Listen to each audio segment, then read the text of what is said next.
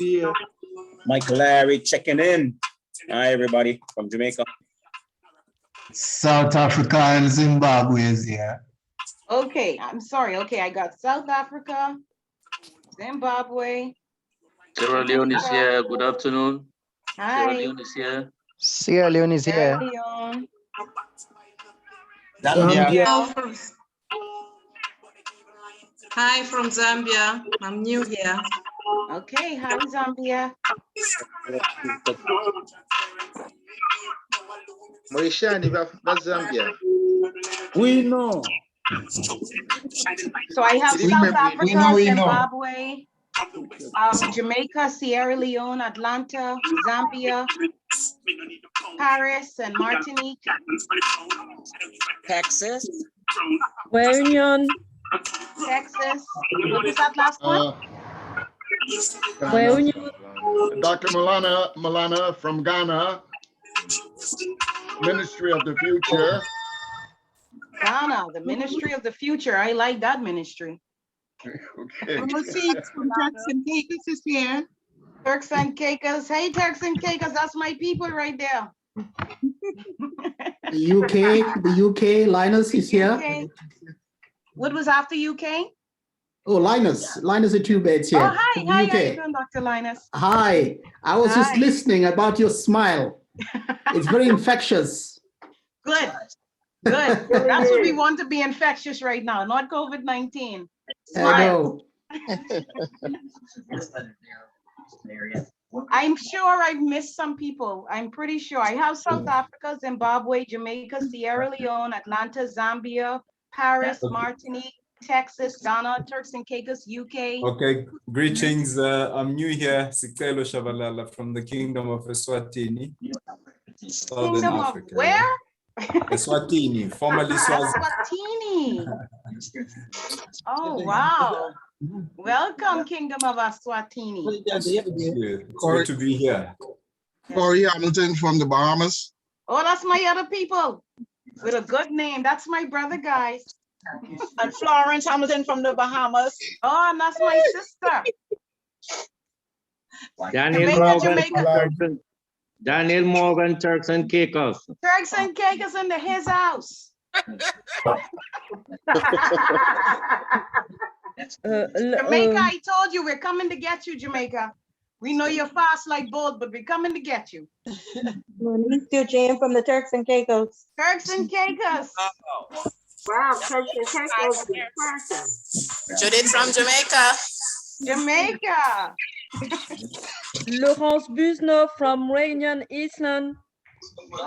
Where is it? Say it one more time. Réunion Island. When Reunion Islands? Island, yes. Yeah, that's the English version, yes. Yes. I do a lot of progress now. Okay, yes. This is my first time. I'm Ruth Banda from Zambia. Hi, Ruth. How are you? I'm good, thanks. How are you? Awesome, awesome, fantastic. Welcome. Welcome. Thank you. I'm new here. Where are you, Sean? From Zambia, Sean Perry. Zambia as well. Zambia has a good turnout today. Good, excellent stuff. Zulu from Zambia as well. Zambia, okay. Can you hear me? Yes, yes. And Motodi, is that you? Where are you from? I can mute from us, South Africa. So South we Africa. hear them, but they can't. And where are you from? Ikrama? Is that correct? Ikrama? Yes, Ikrama Kasim from Malawi. Malawi. Yes. Excellent. Welcome, welcome, Malawi. Jacob from Lesotho. Lesotho, okay. Yes. Also new here. Hi, Jacob. Hi. From Lesotho. Lesotho. Yes, Lesotho. Kingdom of Lesotho. Kingdom. Let's get the kingdom in there. Ruben from Zambia. Zambia. Oh, Zambia is strong today. Very good, Zambia. Okay, let me just check my roster. Okay,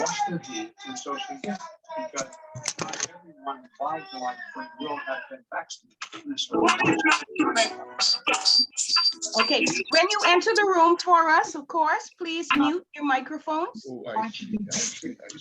Okay, we're just about to begin. Give me just one moment. U.S. from Mexico. Homeland Security officials are bracing for a surge, possibly bigger than anything in the past 20 years. First of all, the idea.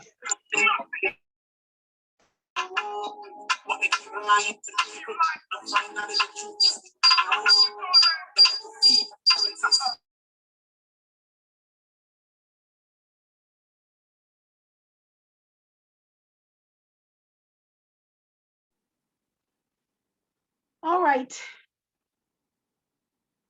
I think we're just about ready. Let me just double check that I'm seeing everybody here.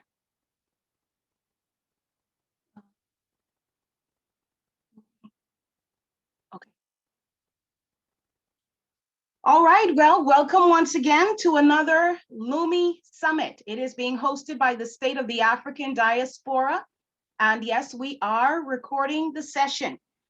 We record the sessions every week, and we have been now for about 2 months really working diligently as the State of African Diaspora to ensure that we get as much information out about the Lumi, introducing you to the movers and the shakers, the major players, those people who are really behind the creation of the Lumi, the platform which we use to host our Lumi wallet, of course, our Prime Minister of the SOAD, State of African Diaspora, and some of the marketplace participants, as well as other members of our parliament.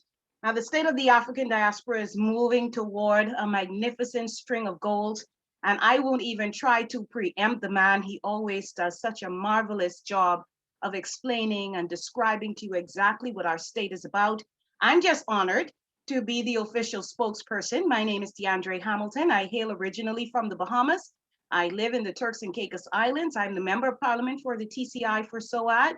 And we are trying to get some Lumi stimulus to, as I saw on a placard by a demonstrator in the TCI, say to stimulate me. And we want to stimulate you during this COVID-19 pandemic. Everybody is talking about the Lumi. It is spreading globally all around the world. And I'm going to borrow something that I heard Dr. Linus Etube, who is the creator of the Swiftman platform, say to the Jamaican media last week, that the train has left the station. And so today you're going to find out just how you can get on board if you are not already on board. This is a great time to get your friends, family members to log in, to check out exactly what's going to happen today at yet another SOAD hosted Lumi Summit. We go right now to none other than His Excellency, Prime Minister of the State of the African Diaspora, our Prime Minister, Dr. Louis George Tin. Welcome and hello, Dr. Tin. Good morning, good afternoon to everybody. Thank you very much, dear spokesperson. Thank you to the Vice Prime Minister. Thank you to Chief Semako, ambassadors, excellencies, members of parliament, brothers and sisters. It is always a pleasure to be with you, but I think something is missing today, and I think it is my favorite part. It's the time when Deandre says all the names of the Pan-African countries where we belong. I'm missing this part, so Deandre, okay. Please. My humble apologies, sir. Okay, so let's do that. Let's do the roll call. Joining us today, we have South Africa, Zimbabwe, Jamaica, Sierra Leone, Atlanta, Georgia, United States, Zambia, Paris, France, Martinique in the Caribbean, Ghana, Turks and Caicos Islands, Caribbean, the United Kingdom, the Kingdom of Eswatini, the Bahamas, the Reunion Islands, Malawi, and the Kingdom of Lesotho, all in the room today. Welcome, welcome, welcome to you, Mr. Prime Minister. Now I feel satisfied. In fact, I could even stop here. I think there is nothing more to say. It's already brilliant to see all of you coming from all of these countries in Africa or in the diaspora. And to know where we're coming from is very important, not only from a geographical point of view, but also from a historical point of view. You know, I like to refer to our ancestors. I think that's the minimum respect that we need to demonstrate, because we know where we're coming from. And today, this Lumi Summit is for and with and by the Pan-African organization. But to be honest, the Pan-African organizations were not born in Africa. When the slave owners came to Africa, nobody was Pan-African. Nobody was even African. People was Ibo, Congo, Hausa, Akan, Bamileke, Bantu, etc. But when all the people were captured and put on the boats, they then realized that the only reason why they were there is because they had the same color. They were coming from different countries, different ethnicities, but all of them were African. So their African identity emerged in a context of deportation and exile between Africa and the Americas and the Indian Ocean as well. So in fact, paradoxically, the more they were distant from Africa, the more they had to become Pan-African. It was a way to survive. If you didn't have any identity or any common identity, how could you survive as a group? Because in such a crime against humanity, there is no individual survive. You will learn very soon that you can only survive if you help each other, if you have a common identity, if you come together. Otherwise, you are very vulnerable and you will probably be one of the first to die. So this Pan-African identity is rather recent in a way, but quite strong. It's because of this identity that we were able to survive and even to fight back. When the Maroons, where Timothy McPherson is coming from, when they made this rebellion, they did it as Pan-African people in groups. They wouldn't say Pan-African organizations at the time, but they were the first Pan-African organization.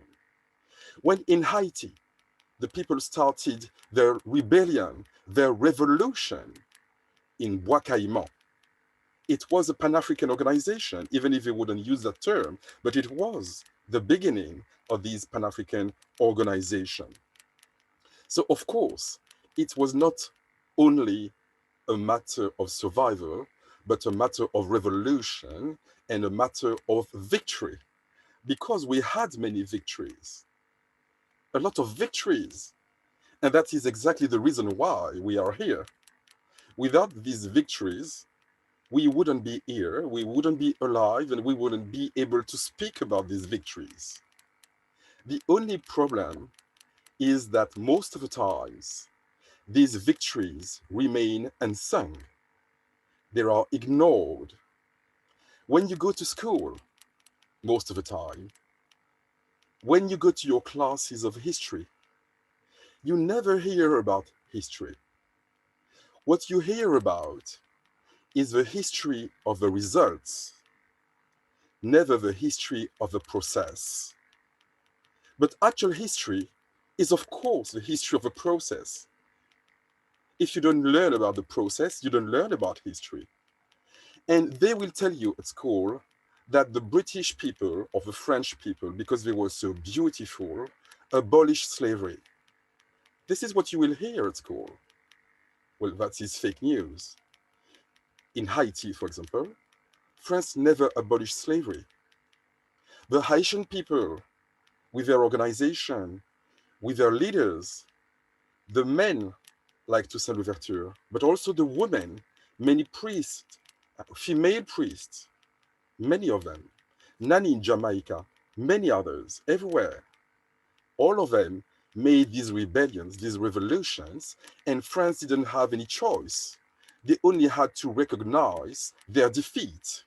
Even Napoleon, the so-called Napoleon, who will be celebrated in France this year, 200 years after he was born. He tried to re-establish slavery in France and in the French colonies. France is the only country in the world that not only organized a crime against humanity, but tried to reinstall a crime against humanity. So in 1794, the rebellion of the Pan-African organizations forced France to recognize that slavery could not exist anymore. Napoleon tried to reestablish slavery and he failed. His main defeat was not Waterloo, it was Haiti, Vertières. We need to pay a tribute to all these people in Vertières, which is a world revolution. Bolivar, the great Bolivar, who fought, he's probably one of the main important person in history. People will tell you about Bolivar. Bolivie was named after Bolivar. Colombia became independent after Bolivar. Many countries in South America became so after Bolivar. But Bolivar became Bolivar after Haiti, because they told him, you need to fight not only for the independence of your countries, you also need to fight for the freedom of the individuals. You cannot have a free country with slave people inside. So you need to have freedom for your country and freedom for your people. And they told him, we will never support you unless you go in that direction. So the South American Revolution is in fact the reflection of the Haitian Revolution led by the Pan-African organization in Haiti. So all the relationship between North and South were changed because of the Pan-African organization in Haiti. They promoted a new model. Bolivar continued. And even in Africa, Asia, all these movements continued. They changed history, but they were never recognized, or they never got the credit for it. They didn't get the budget for it. They didn't get the support for it. They made history without the resources, but now, believe me, now we have the resources. We even have the currency which is actually coming from the very movement, the very place where these revolutions started, which makes sense. From the Maroon territories where Chief Semako is coming from, all these people also have their local and national and international revolutions. Many of these countries organize this revolution, and now it's not national revolutions going together. We are all together to make this Pan-African revolution happen. So that's why it is so exciting, because we have two things today that probably people didn't have a few decades or centuries ago. We have with this unity, people coming from all these countries, from Eswatini to Rwanda, Malawi, Ethiopia, Jamaica, Barbados, United States, UK, etc. So all this unity, which is something unique, and also the Lumi, which is also something unique, which we didn't have in the past.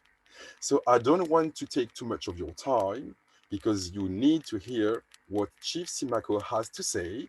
And now I'm going to leave the floor to him so that he can explain to us how this currency, which is now the official currency of ECO6 and SOAD, we are very proud of that.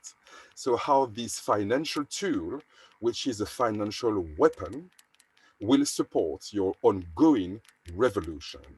Thank you to all of you. Thank you. Thank you very much, Prime Minister Dr. Louis George Tin, a brilliant man.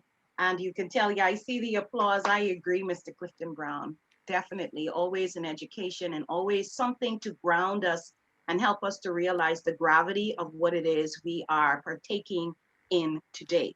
And so that brings us to another brilliant man.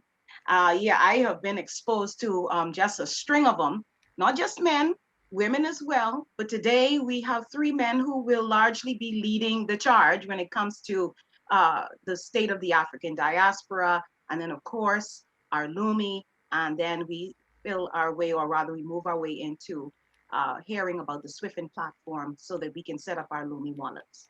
And so Chief Timothy Semeko, as has been spoken about already, so admirably by our Prime Minister, is next. And he is the first Crown Vizier of the Kingdom, African Kingdoms Federation. He's the chairman of ECO6, and he's the governor of the Central Solar Reserve Bank. He is the creator of the Lumi.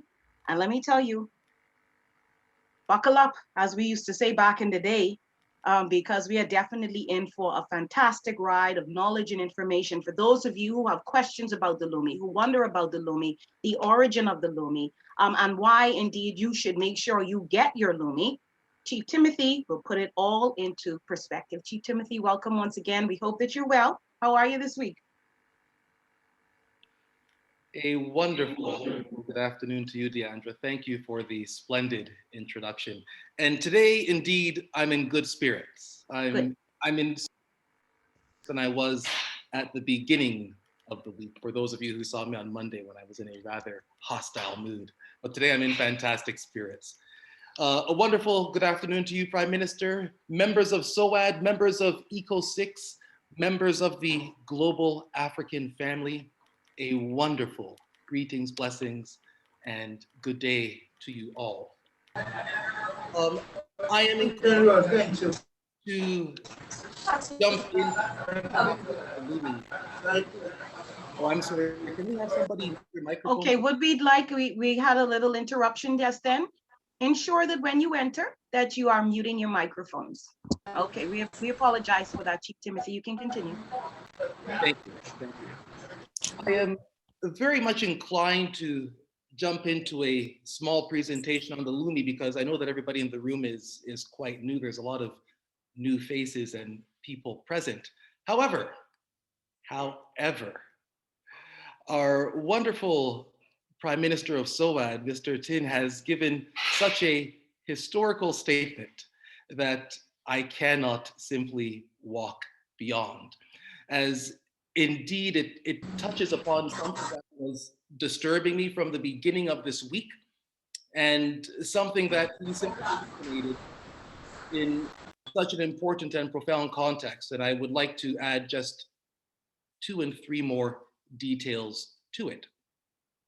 You see, in addition to a general discussion on slavery, we are confronted with the reality of something called colonialism and neo-colonialism.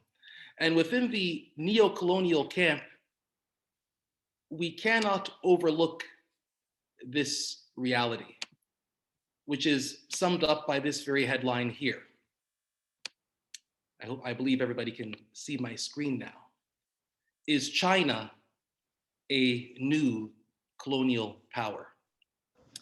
Now, this question is relevant because there's a saying, once you start asking the question, you already know the answer.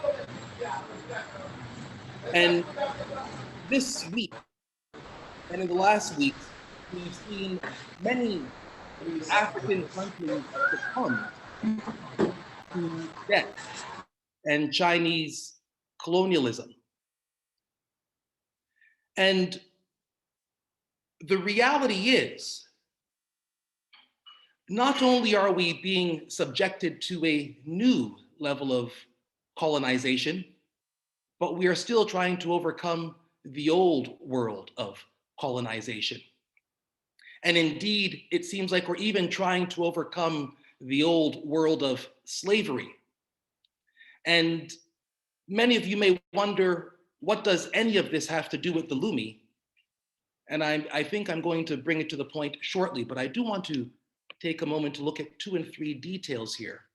Because when we talk about slavery, and we talk about the abolishment of slavery, as most people connect to 1833, we must ask ourselves, if it was abolished then what were they discussing at the United Nations when they had to adopt this instrument entitled a supplementary convention on the abolition of slavery, the slave trade, and institutions and practices similar to slavery. And this is from 1956. And it was only in appreciating that last statement, institutions and practices similar to slavery, that I came to appreciate not only the full implications of, what is Westernly called Stockholm syndrome, but what we would certainly call post-psychotic slave symptom or something of the sort. You see, practices that are similar to slavery and this new neocolonialism which Africa is subjected to is best understood in Articles 1A and B. Article 1 speaks about debt bondage. That is to say, the status or condition arising from a pledge by a debtor of his personal services or those of a person under his control as security for a debt. And so we find that all of these so-called citizens, whether they be in colonial states of the Caribbean or across continental Africa, fall under the category of people under control. Which people? Under control of presidents who are the head of colonial states and perpetuate the export of certain raw materials and use their domestic labor force for the perpetuation of those raw materials, and under the control of an entire economy that is geared towards the extraction of those resources. And the same is true for something called serfdom. That is to say, the condition or status of a tenant who is by law, custom, or agreement bound to live and labor on land belonging to another person. Now, insofar as something called the abolishment of slavery happened in 1833, we would like to think that we are free to move about anywhere we want as free people. But in fact, we found ourselves to become something called citizens. And rather than being what we were before captivity, which is Africans, we become citizens of this country, citizens of that country, and subjects of multiple royal houses, none of which have their origin in Africa. And consequently, we are nothing like the free status that we were prior to our condition of captivity. And so while we bounce around from statements like, is China a new colonial power? And recognizing that debt bondage and serfdom are forms of modern slavery. And then we look to other headlines like this, where a former prime minister visits a so-called former colony and rules out slavery reparation, even though people have demanded it. People have demanded their justice. We are confronted with a very real system, a system that seeks to perpetuate, number one, our ignorance, so that through our ignorance, we remain in a condition of captivity and bondage socially, spiritually, and economically. By the grace of God, we have our Lumi monetary instrument, which is being utilized by many people around the world in 135 countries to bring stimulus during this global economic collapse.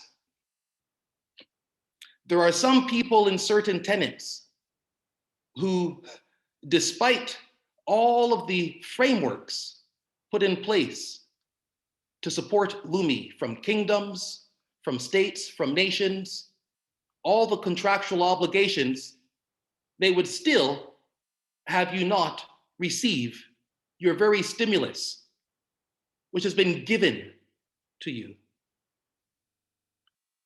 And at the same time, those same people who would oppose Lumi would see headlines where Bitcoin is being used to pay the salary for national football players,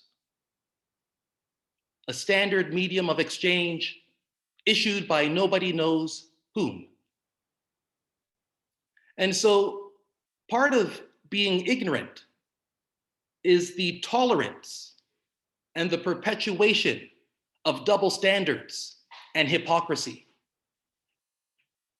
And I say all of that to say that it is time for us to get beyond this hypocrisy.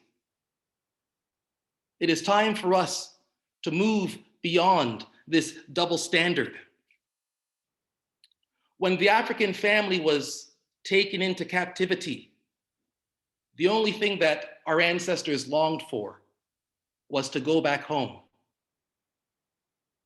Thank goodness, in this 24th or 21st century industrial digital revolution, although some of us can't immediately go home, we at least have the technology and conferences like this that permit us to interact with our global African family. I was so pleased to hear all the numbers that Deandre said from all the various countries that are currently in attendance this evening.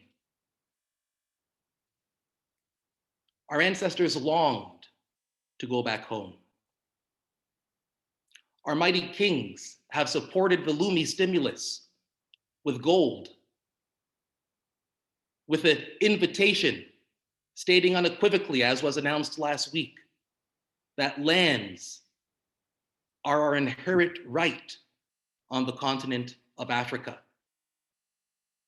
and that the diaspora, the sixth region, is not a stranger to the continent, but rather a son and a daughter of the continent. And so in many ways, this Lumi must be seen as a reparation, not from those who would perpetuate our captivity, but a reparation from ourselves to bring us forward in this 21st century. And so without further ado, I will give my basic presentation on the Lumi, which may seem tedious for those of you who have seen it many, many times, but hopefully will be informative for those of you who are seeing it for the first time. Thank you. Today, we find ourselves in what is called the fourth industrial revolution, the reset. It is a technological reset that is fundamentally changing our society, the way we work, live, and interact together. Sorry, Timothy, before you continue, we're seeing your Google screen. We're not seeing your presentation, please. Is that a fact? Yes. Could we see? Thank you. Thank you very much for that, Katura. So let me try this again, because I'm seeing my screen and I don't know why you're not. Are you seeing it now? Yes, we are. Yes, we are. Okay, thank you, thank you. It is a global phenomenon that is impacting the public sector, the private sector, and civil society. It is the reset in which the global African family seeks to get beyond history, to get beyond the topic of slavery, colonialization, and social exploitation and look towards our own domestic empowerment, both spiritually and economically. This is no thing of the future.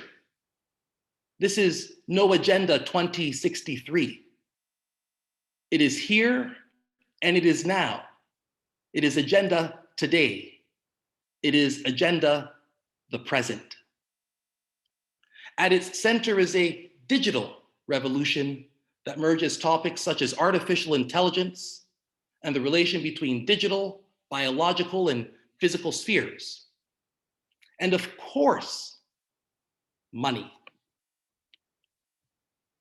We are all aware that central banks around the world are quickly rushing to establish their own digital currency,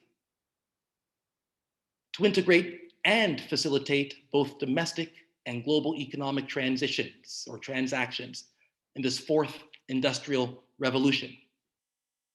For those of you in Jamaica, you would have welcomed the statement made last week by the Minister of Finance for the government of Jamaica, Nigel Clark, who stated that Jamaica will be issuing a digital currency in 2022.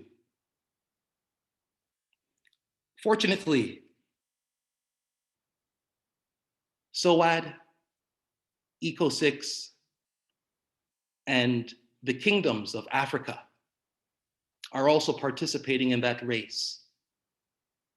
And while some may be latecomers to the race, we've positioned ourselves as first movers in this race. Indeed, the two most widely used digital currencies in the world today are the Lumi and the Chinese digital renminbi, the yuan.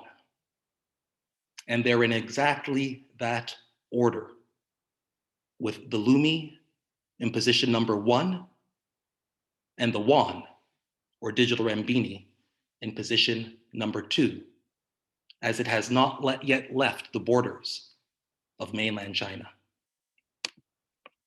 Lumi is the official currency for the economic community of the African Diaspora 6th region and for the African Kingdoms Federation.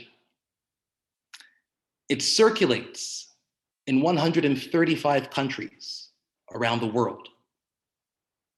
It is daily being downloaded by innumerable people of African descent with the hope and aspiration of transforming their domestic economic well-being. The cornerstone difference between Lumi and all other financial instruments is, of course, based upon the difference between fiat money and non-fiat money. In its most basic definition, fiat money is a government-issued currency, a medium of exchange that is not backed by a commodity such as gold, silver, or energy, and has absolutely no real intrinsic value. Typical examples of fiat currency is literally every other currency that you are using today: the US dollar, the euro, the British pound, etc. Some exceptions to this rule would closely be the currencies of the Emirates or Saudi Arabia, where you have a close correlation between their monetary policy and petroleum energy. The definition of non-fiat money is best articulated by its 3 primary functions. First and foremost, as a medium of exchange. Secondly, as a unit of account. And thirdly, as a store of value.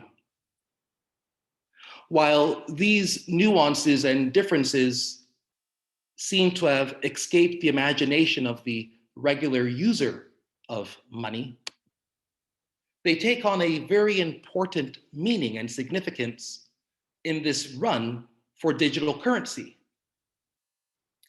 You see, once you start utilizing your digital US dollar or your digital euro, or whatever other fiat digital currency you happen to engage, you will always recognize that one unit of that currency as a medium of exchange does not function as a store of value, nor does it function as a unit of account, because it has no value for which to account for. In contrast, our Lumi, as a non-fiat digital currency, issues at one note, where one note represents a store of value of 4 grains of gold and 100 solar kilowatt hours of energy, and consequently, as a unit of account, accounts for both gold and energy. The disparity between fiat and non-fiat currency has been cornerstone to the perpetuation of African economic poverty. For what has happened is that fiat currency has been used in the past to buy precious gold, diamonds, and minerals from continental Africa. And in exchange for all of those precious resources, the African family has gotten a worthless piece of paper. And so rather than waiting for anybody to give us anything, we come forth with our own currency and our own value and our own momentum in our economic transformation. From a perspective of valuation, one Lumi, which is 100 kilowatt hours, which is also 4 grains of gold or 0.2592 grams of gold, has a current market value of $15.96. The Lumi is not intended to replace energy trading, as many of you often think, because it is underwritten by solar energy. Rather, it uses that energy to establish its value as a premium currency in the global marketplace. Fiat money has made Africa, and the Caribbean for that matter, with all of its grandiose vegetables that it has sent around the world and all the great tourism and innovation that's come from there in exchange for fiat currencies. It has made the African family the greatest contributor to global GDP.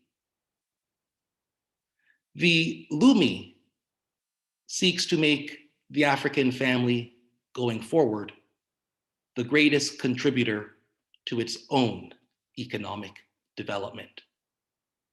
Not waiting for any leader or politician or former colonist to give us anything, but taking responsibility for our own future, taking responsibility for our own economic well-being, taking responsibility for ensuring that the 400 years of captivity, both psychologically and spiritually, does not see another day of light, and that we liberate ourselves in mind, in body, in soul, and in our economy. This is a business summit. You are all seasoned business professionals. The Lumi is there to help you take your business and your economy to the next level of economic liberation. Indeed, it is Africa's global currency. Thank you, and blessings to you all. Deandre. Thank you, and blessings to you, Chief Timothy. Always a lesson and a lesson, something definitely to inspire us and cause us to gain that perspective on why this Lumi and this move of the Lumi is so critically important at this juncture, this moment in time, this dispensation, as many of us like to say.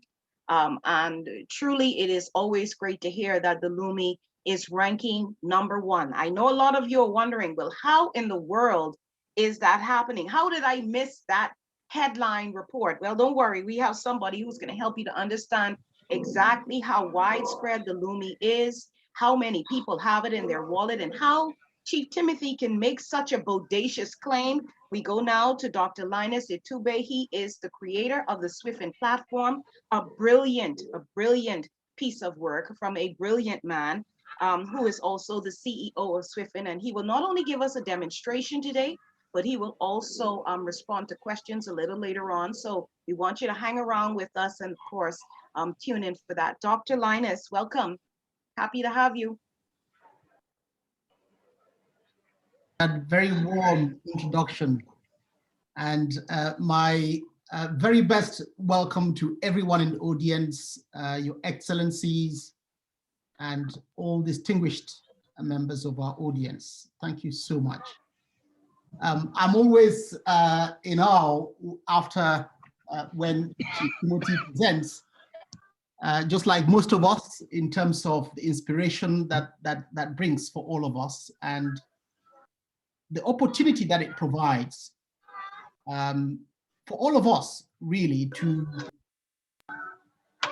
retrain our minds and to retrain the way that we see the world, and to embrace the fact that we have an opportunity to shape our own future and our own destiny, and to bring about economic empowerment like has not been possible before for many people of African descent and in the African diaspora, living both at home and in the African diaspora. I'm going to share my screen and go through a number of slides very quickly. I always like doing that, just to underscore a few points. For some of you who have seen them before, I do apologize in advance if you have seen it before, but nonetheless, I think it provides very useful background and understanding as to why we're doing what we are doing and why it's so critically important that we all take part and we all participate. Can you all see my screen? Yes. Yes, it's visible to us. Yes. Thank you. Even better now. Okay, Yes, we perfect. can. Yes. And I can get rid of this. Yeah, okay. So there are two primary things that we are looking to achieve with the Lumi, and that is to empower absolutely every one of us. And why is that important? Because we need to participate in the real economy. Now, many people, by no reason caused by them, are actually not participating in the real economy to the extent that they are capable in doing. We need to change that. Some of that has been as a result of exclusion either from financial services, exclusion from accessing certain opportunities because they believe they are out of reach for them, exclusion because they don't have access to the capital that they need to start that business idea that they have, exclusion because they feel something else is better. And we are at a time when we need to empower ourselves to have faith in our own ideas and in our own solutions. And we all need to embrace them and make sure that we can see the results in our time. So empowerment to participate in the real economy, that's critical. Now, why is inclusion so important? I have to reemphasize.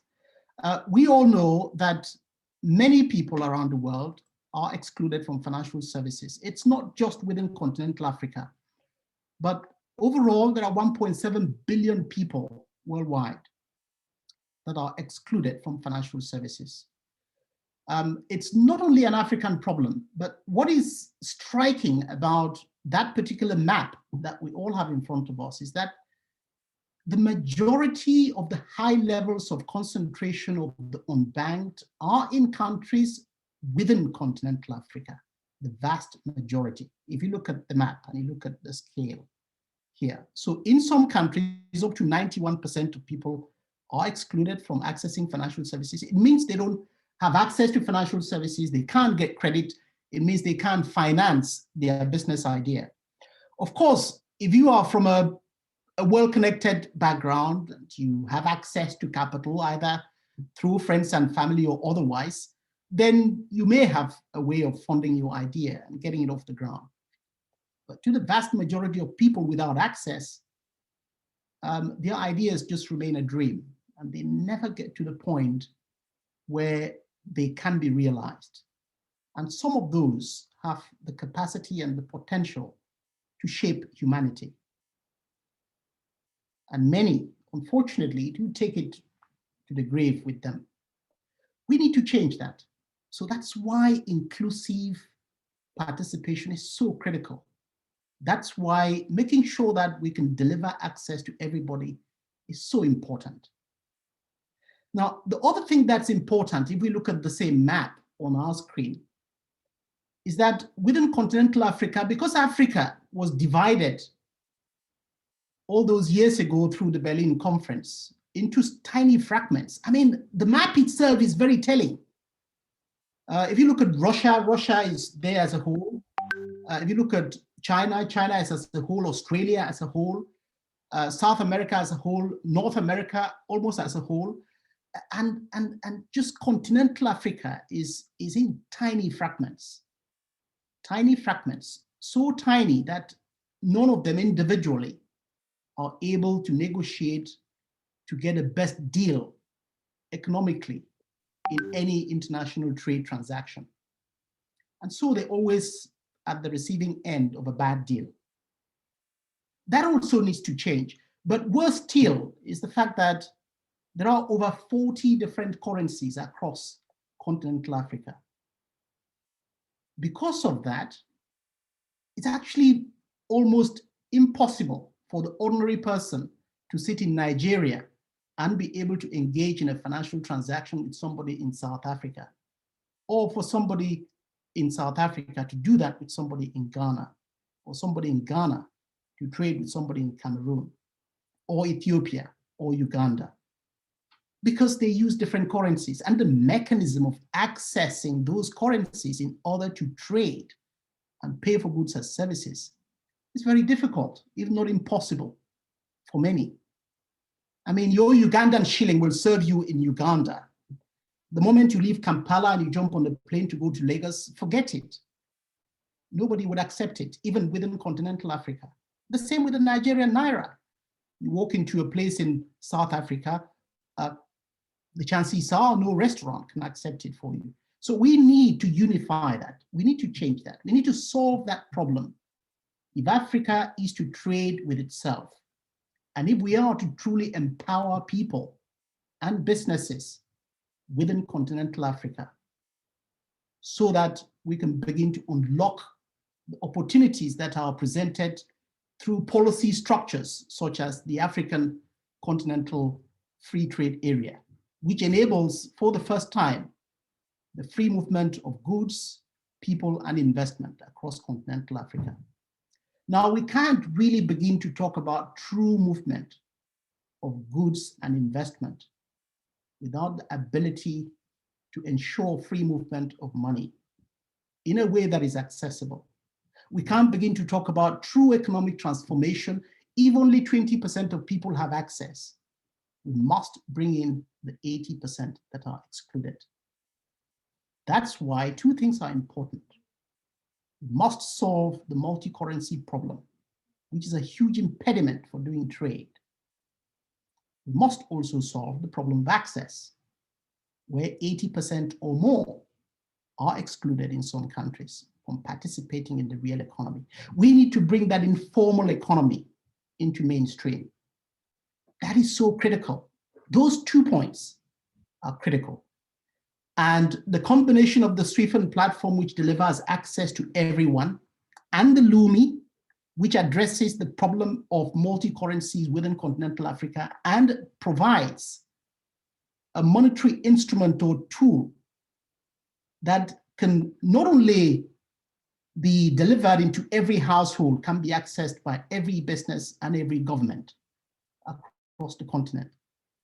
It really provides opportunity for a complete game changer, an opportunity to start on a clean slate, to really begin to drive our economies like we have never seen before. So those are important. Of course, when we trade, I've already commented on the issue of bringing the 80% on back into the mainstream, but modern day transaction economy really just involves people that are buying or selling goods, so exchanging goods and services or assets in one way or another with money they either own or have earned through employment or otherwise or inherited, or money they borrowed in order to access these goods or services and assets, in order to invest into their dreams, their businesses, so that we can create opportunities. It's only really by doing this and doing this efficiently that we can begin to drive poverty down, that we can begin to drive employment up. Youth unemployment is a massive problem in most countries within continental Africa and the African diaspora, without exception. I think there is no need to go into any particular numbers, but I think the images that we see on television with people fleeing the continent, prepared to die at sea in order to access greener pastures elsewhere, are telling enough. These are telling enough. That something needs to be done and needs to be done quickly. What we have thought of deep and hard is to come up with a new way of delivering that access, a completely new way of delivering that access. The traditional old way is that you have banks that have been set up typically in rich areas to serve rich people where they can make the most money, providing the capability to manage accounts with some kind of integrated technology to move money from one account to another, and the provision of tools to you and I and businesses to exchange value and exchange money. Now think of the logistics nightmare of being able to just ship cats around the continent all over so that it reaches every village and every household. Think of the logistics challenge of getting a POS into every corner shop so that you and I, if we have a Visa or MasterCard, can swipe our cards on it. It doesn't work in Sierra Leone, I've been there. It doesn't work in most places within continental Africa because the vast majority of people are excluded. That's why cash is king. And that's why we have 80% of people excluded. If we want to bring those 80% into the mainstream economy and begin to drive economic growth rigorously and confidently, we cannot ignore that forever. But banks have been around since the beginning of time, been around since I was born. They've been around since most of us around this conference were born. But those challenges remain. Those challenges remain. And we can't continue doing the same thing and embracing the same solutions that are imported from outside because they don't work for us. They don't work for the majority of people within continental Africa. That's why there is a problem of exclusion and poverty and unemployment. The solution is to have an open ecosystem where everybody comes on board, governments, central banks, so that central banks can issue their currency direct into every household. Just like the Lumi is being distributed currently, direct into every household. It is the first in the world. It is the most widely accessible central bank issued digital currency. And when you do that, it opens up a whole new opportunity to use different types of tools to control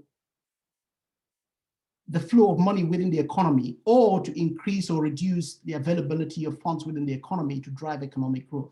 That is so important. It is so important.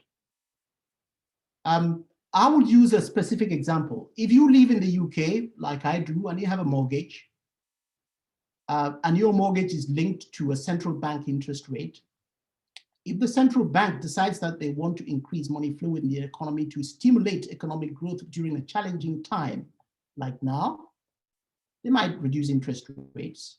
And when they do, because my mortgage is a large part of my home, my household expenditure, and if my cost of my mortgage goes down because it's linked to the interest rate, which has been reduced, goes down, then I have more disposable income at my disposal to spend on other household items. So I can go out and spend. And because my expenditure is somebody else's income, then we can grow income levels within the economy, even in the most challenging times. Now, if you take that and translate it into Sierra Leone or Ghana or Uganda, where the vast majority of people, 80% are excluded from banking, for the 80% that are included, in fact, not many actually own financial assets that are linked to interest rates that are set by the central bank. So you realize that even if the central bank wanted to do something, they probably can't. Or even if they did something and changed interest rates, it will have no effect because the transmission mechanism for that to have effect doesn't exist. So we can try and do the same thing year after year, decade after decade, and think we'll get a different result. It's called insanity if you do the same thing every time and expect a different result. Or we can recondition our minds and we can have faith in our own ability to redesign our landscape and to conceive and come up with solutions that are pertinent to addressing our problems the way that they are. So that's so important.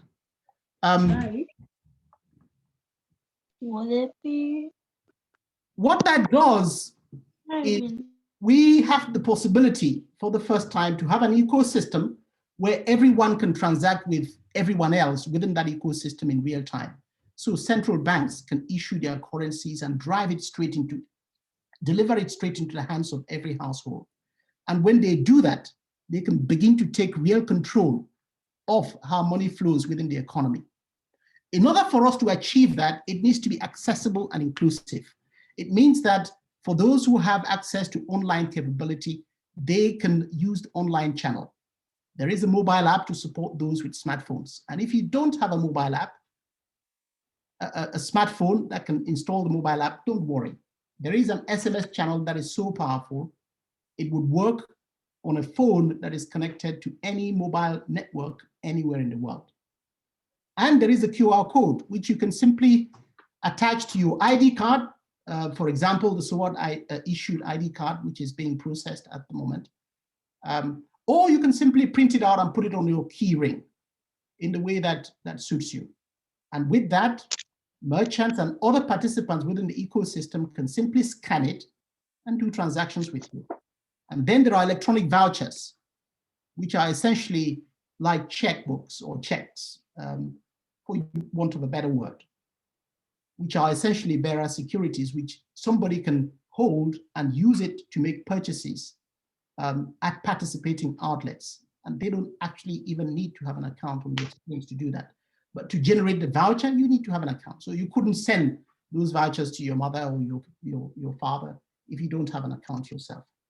Then there are agency outlets which enable businesses to essentially manage their entire branch network and employee network so that they can digitize their business processes and be able to monitor that remotely wherever they are in order to ensure that they are benefiting from the efficiencies that are brought by a digital financial services ecosystem.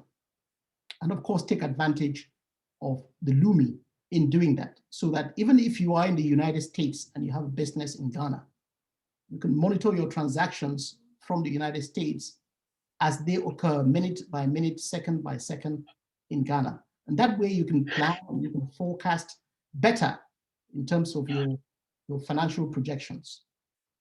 And of course, if you don't have the capitals to start, don't worry. There is the credit line that is now available direct from the Central Solar Reserve in order to ensure that truly we can have equitable access that is inclusive, truly inclusive, so that no one is left out. And that together we can all join hands and we can all begin to build the economic transformation that we seek and that we want to see, not just for us, but for future generations. And there is a finite time for us to do that. That time starts now.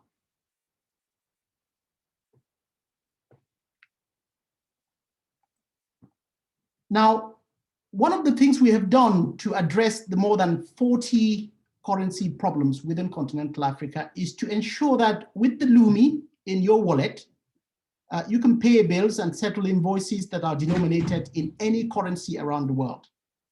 If that is in Nigerian Naira, it means you can walk into a Nigerian Naira, into a restaurant in Nigeria and pay a bill that is priced in Nigerian Naira. You can do that in the 6 countries within the Central African franc CFA zone where they use XAF. You can do that within the 8 countries within the West African franc CFA zone where they use the XOF. You can do that in South Africa. You can do that across all the countries within continental Africa and the African diaspora and the rest of the world, because we have to trade with the rest of the world. But most importantly, some of us, the African diaspora outside of continental Africa, need to take the leadership position in driving that trade with continental Africa so that the African family globally can now have access to the most powerful instrument since the beginning of time that is open and available to us. And it is available right now. So that together we can drive Pan-African trade and cross-border trade using a new reserve currency that is capable to preserve value, because it will not be devalued in the same way under pressure through structural adjustment programs, like we have seen multiple times, decade after decade, with many continental African currencies. You can look up the numbers yourself, and you probably wouldn't find a country without an exception. And so as the South African rand has deteriorated by somewhat 50% in the last 10 years, you would find similar indications with the Nigerian Naira and many other currencies.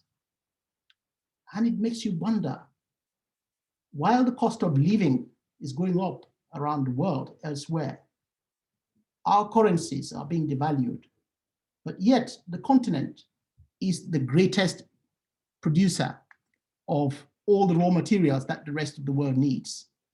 So as we exchange money for goods and services within the transaction economy, we also need to be mindful of the kind of money we exchange in return for our goods and services and our raw materials. We know how well endowed the African continent is.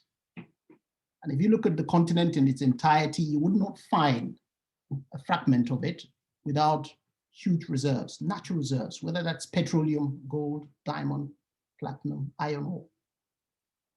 Resources that the rest of the world needs, resources that the rest of the world has almost gotten for free, generation after generation.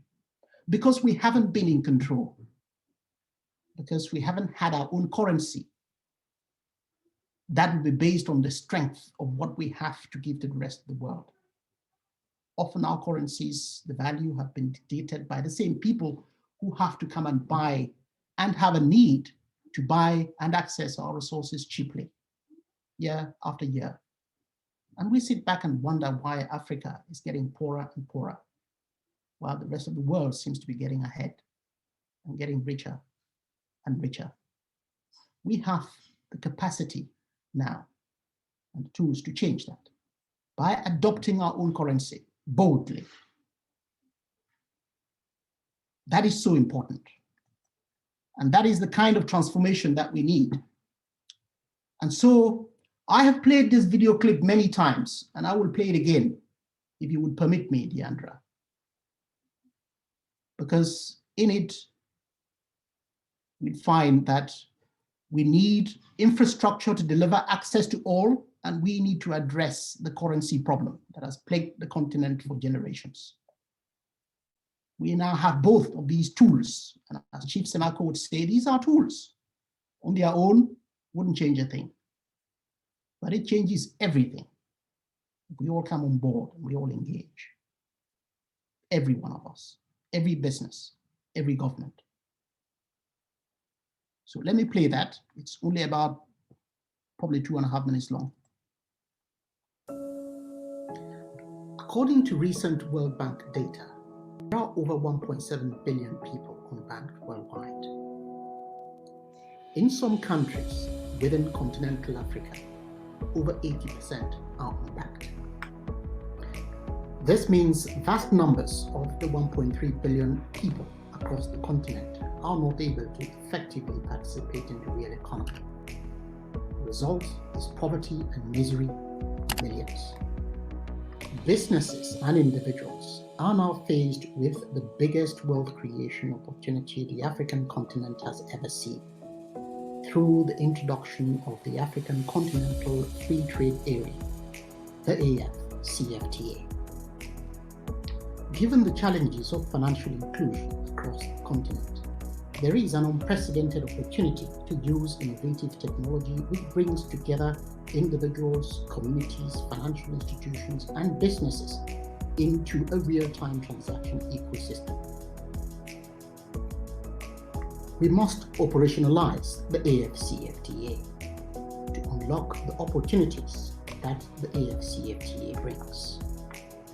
We must ensure access to all, and we must address the more than 40 or so different local currencies across the continent which remain a huge impediment to trade. Welcome to the SWIFT platform and the Eco6 Lumi. The future is now. Okay, so the next slide is very quickly how to create an account. According to recent World Bank data, there are over 1.7 billion. Sorry, I think I played that one the second time.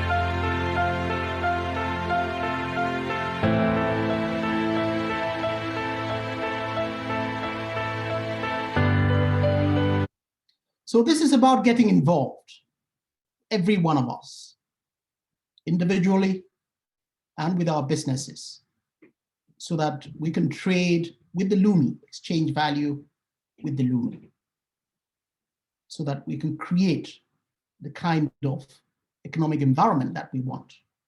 We can begin to be part of driving our economies in the direction that we want. I'm going to play one more clip and then we'll go straight into the demo. And this one is on how to access the credit line. And remember, this is about delivering access in a way that we haven't seen before and supporting businesses so that we can all engage in the process of wealth creation, not just for us in our time, but for generations to come, so that together we can change the narrative.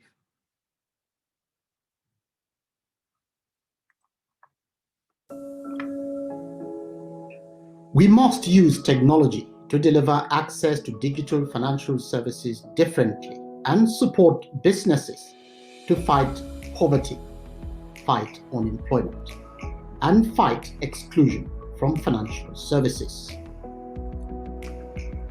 To access the Lumi credit line direct from the Central Solar Reserve Bank now, get online. You can register now if you do not already have an account. Click on Banking. Then click on Payment to Self and select AKL Credit. Enter the amount, upload any supporting documents, and describe the use of funds. Read and confirm agreement to the terms of use of the credit line. That's it. You can check the transaction details and see that the funds are available in your account and ready to use to drive your business goals. Together, we can improve financial inclusion globally.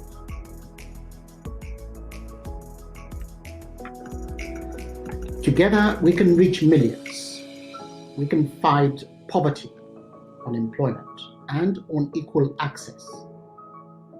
We can change millions of lives in our time.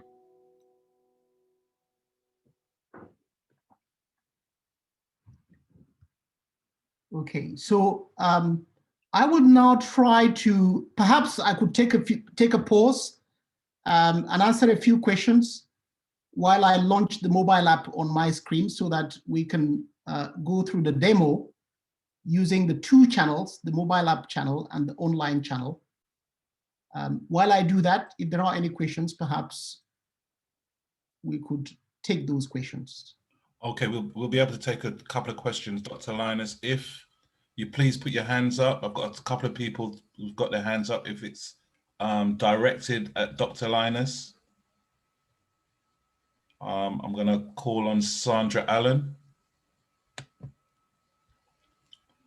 Sandra Allen, have you got a question for Dr. Linus?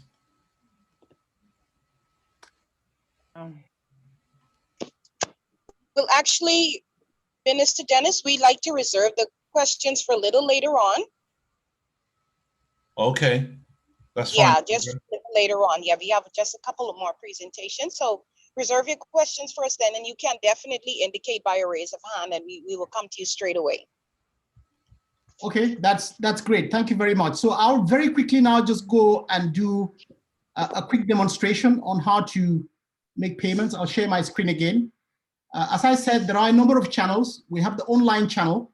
So here I'm going to log into an account that we use for making demos like this. So just go to platform.swiffen.com and you are in. The dashboard, from the dashboard, you can click straight away to make payment, pay user, or you can access that menu from banking and then payment to user. And then what you do is if you want to make your payment in AKL or Lumi, you enter just the telephone number of the person you want to pay. So you're doing business with somebody in Nigeria, Ghana, Uganda, Sierra Leone, Jamaica, anywhere in the world, you would just simply take their mobile number, enter it. Can I take a number from the audience, please, as part of this demo? I'm going to send one Lumi. 260 plus 260. Sorry, what's the count? Hello? 260. 260. Yes. 977. 977. 852002. 852002. Like that? Yes. Okay, that's Privi Sinikiwe Nyambe. Yes. Okay, if I want to send one Lumi, I enter the amount. Where are you now, Privi? Whereabouts in the world are you? Gambia. Pardon? Gambia. You are in Gambia. What's the local currency you use in Gambia, and how much would be a plate of food in a restaurant in Gambia? It's about 100 kwacha. About 100. Zambia. We are in Zambia, not Gambia. Zambia. Okay, Zambian kwacha. Okay, about 100 kwacha. So let's say that we've gone into Zambia and we want to pay a meal for 100 Zambian kwacha. So I would enter 100 and then look for Zambian kwacha and select Zambian kwacha, and I would say thanks for the meal as a comment, and then I would select and click next, and I would pay my bill. Okay. Now the underlying value is always transferred in Lumi, but what this does is it provides a very unique opportunity for you to be able to pay your bill wherever you go, in any currency, wherever you are in the world, by simply specifying the amount in the local currency where you are. Okay, did you get it? Did you get that payment? Hello?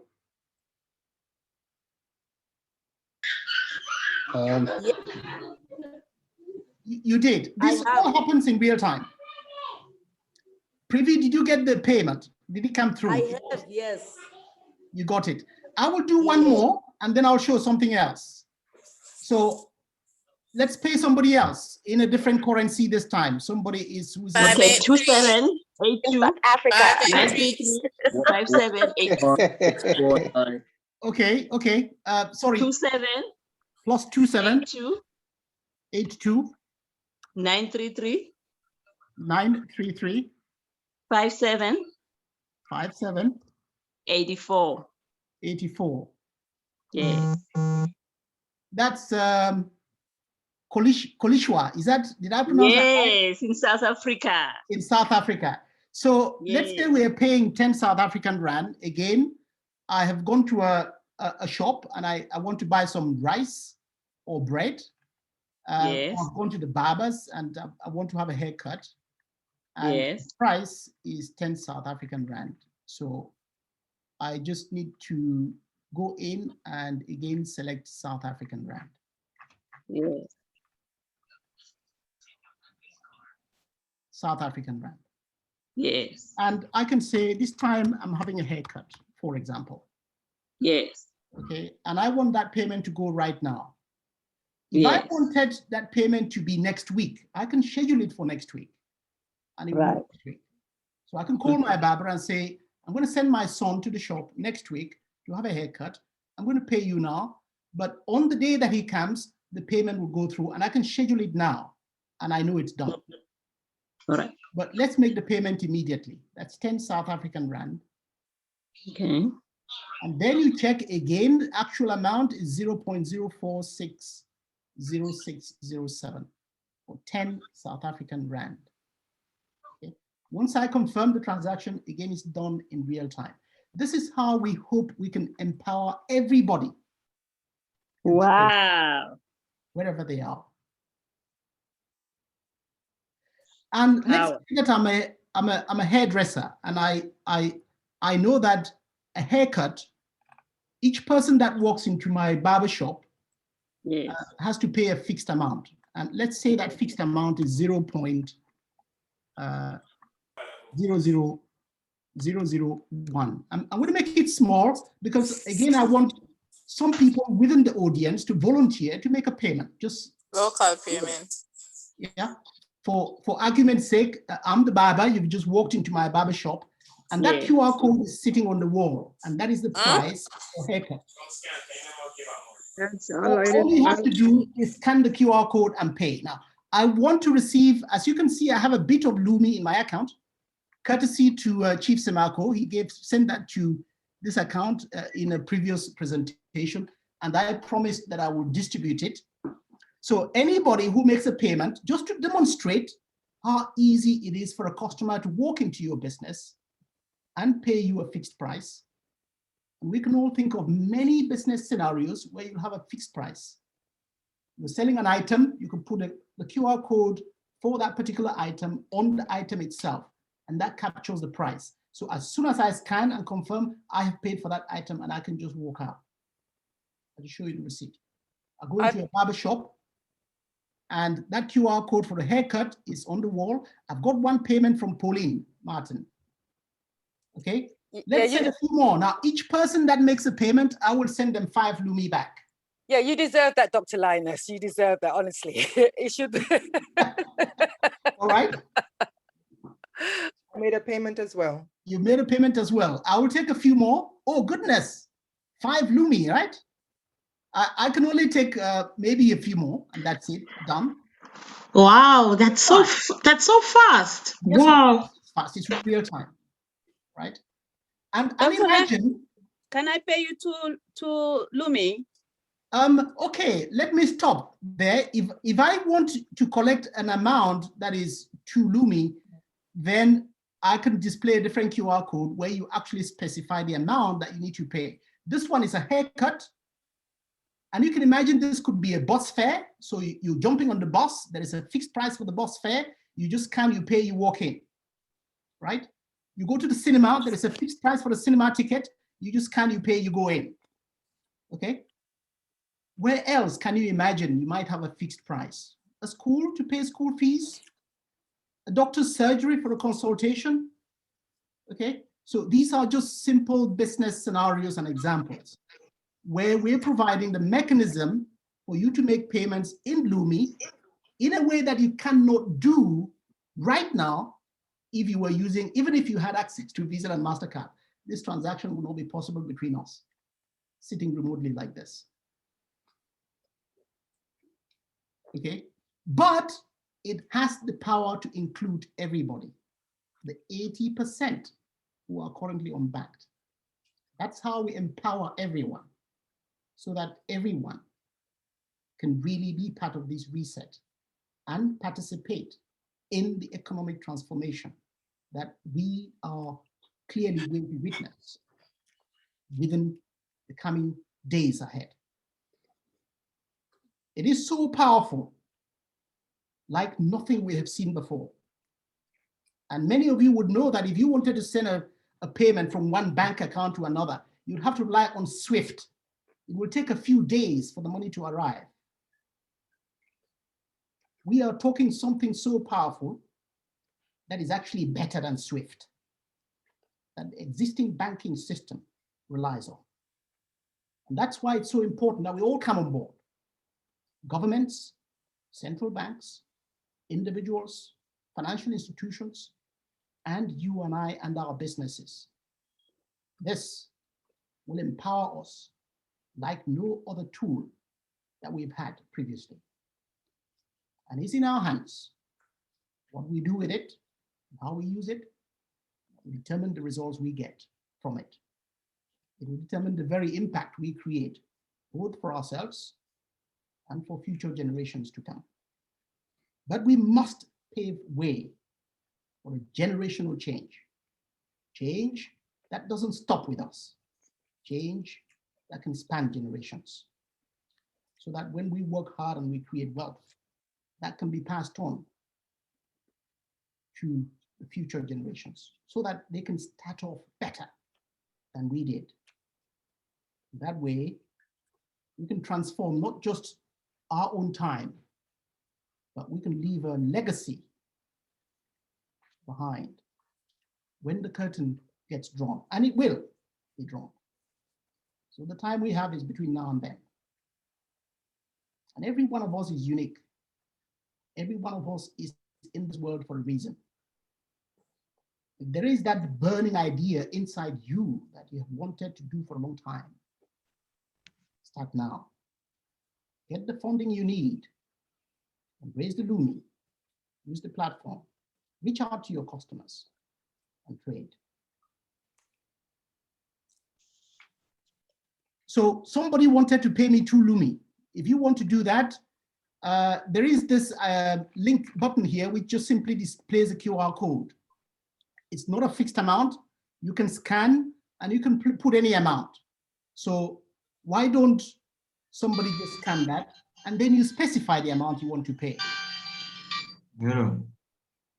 Okay.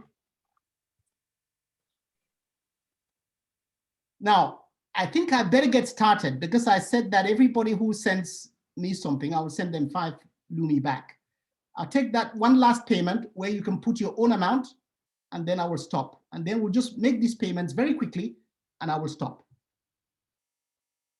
Has anybody done it? Let's see.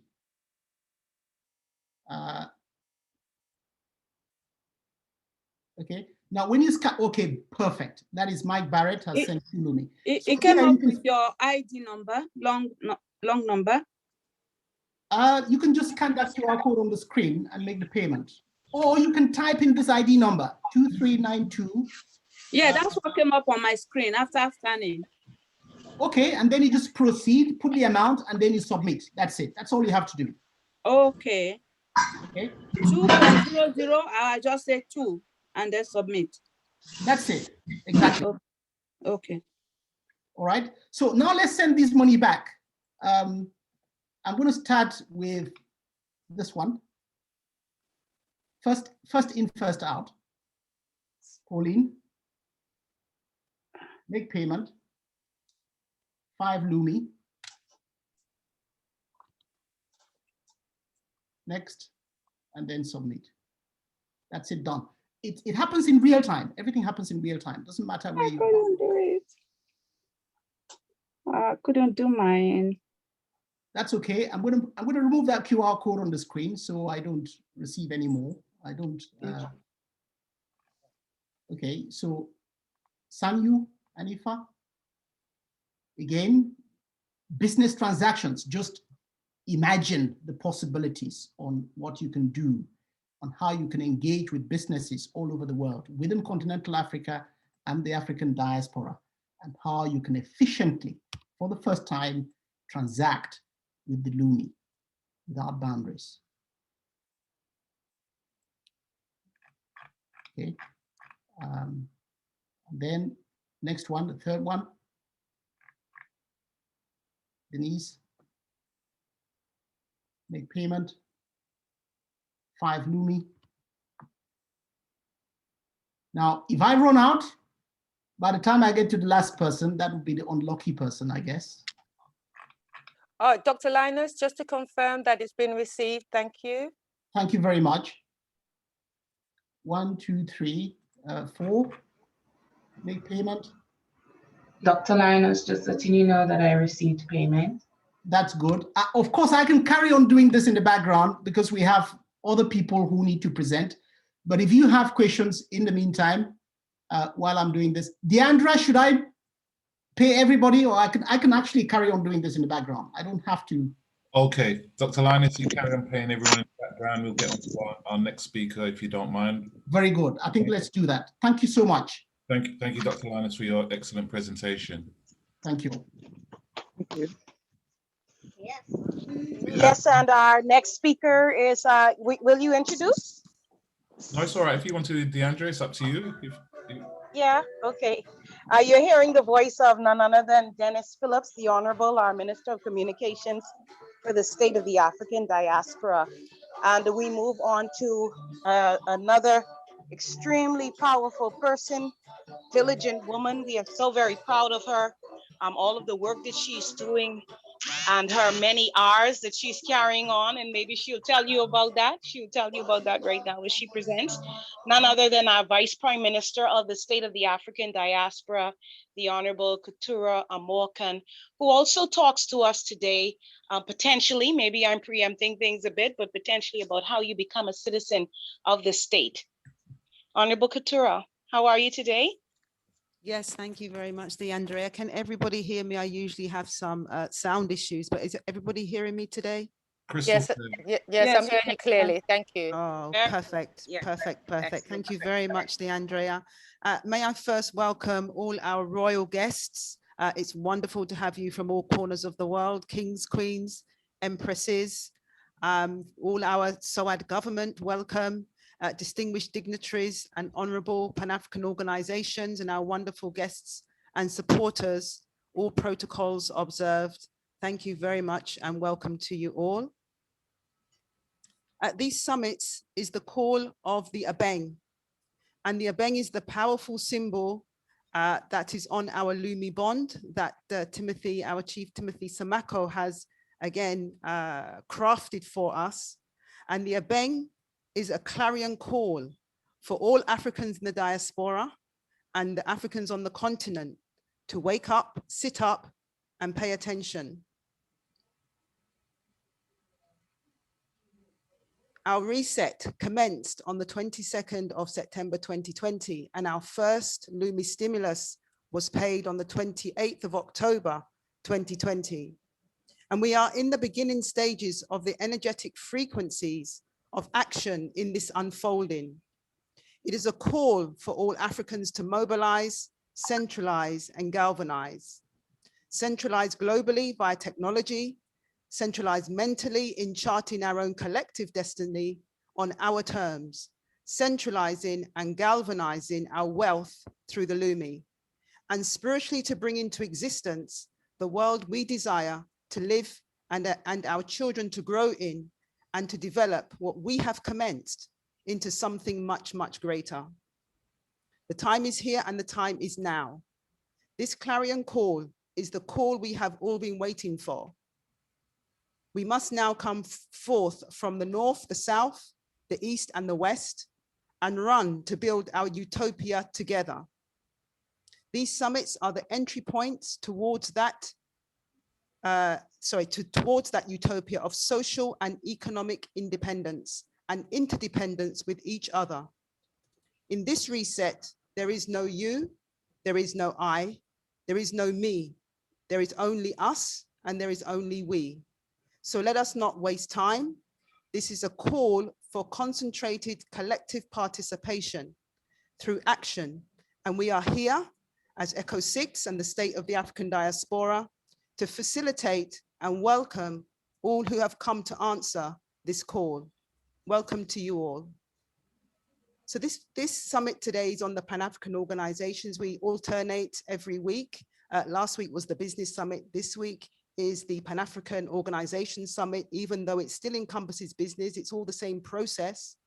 So when it comes to Pan-Africanism, Pan-Africanism can be said to have its origins in the struggles of the African people against enslavement and in colonization. And this struggle may be traced back to the first resistance on slave ships, rebellions and suicides through the constant plantation and colonial uprisings, and the Back to Africa movements of the 19th century, based on the belief that unity is vital to economic, social, and political progress, and aims to unify and uplift people of African descent. At its core, Pan-Africanism is a notion that African people, both on the continent and in the diaspora, share not merely a common history, but a common destiny. Pan-Africanism, intellectually, culturally, and politically, tend to view all Africans and descendants of Africans as belonging to a single race and sharing cultural unity. Pan-Africanism posits a sense of a shared historical fate for Africans in the Americas, Caribbean, Europe, and on the continent, itself centered on the Atlantic trade in slaves, African-Arab slave trade, and European imperialism, and other recent forms of neo-colonialism. Pan-Africanism stresses the need for collective self-reliance. Pan-Africanism exists as a governmental and grassroots objective. Pan-Africanism, Pan-African advocates include leaders such as Marcus Mosiah Garvey, Toussaint Louverture, Jean-Jacques Dessalines, Julius Nyerere, Ahmed Sekou Touré, Kwame Nkrumah, Thomas Sankara, and many others. Pan-Africanists believe that solidarity will enable the continent to fulfill its potential to independently provide for all its people. Crucially, an all-African alliance would empower African people globally. So Pan-African organizations are the newsbringers and newsbearers of what is happening in the community. They are the facilitators of action and reaction, and are the essential network and glue that keeps the community connected, informed, and updated on concerns and celebrations that affect the community. They work diligently and tirelessly, organizing and sacrificing their time with little or no recognition for their efforts, and reaping no benefits for their service to the local and wider community.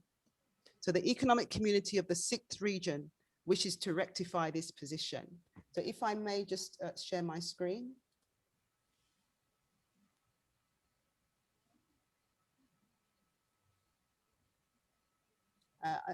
Are you all seeing my screen at the moment, please? Yes, yes, we are. Thank you. So just to give you some background of the economic community of states, nations, territories, and realms of the African diaspora 6th region is a collection of states, nations, territories in the diaspora who have signed into a treaty to form an economic bloc or an economic community known as ECO6. This economic community is also known as an intergovernmental organization or an IGO, of which the African Union is also an IGO. ECO6, or the economic community, is akin to the 5 regional economic communities of the African Union, namely ECOWAS, the EAC, SADC, CENSAD, and the AMU, the Arab states. So therefore, ECO6 sets out to be the foremost trading partner in the diaspora with the other 5 regional economic communities on the continent, making the African diaspora and the African continent, with the implementation of the AFCTA, to be the #1 and biggest economic and social trading bloc in the world.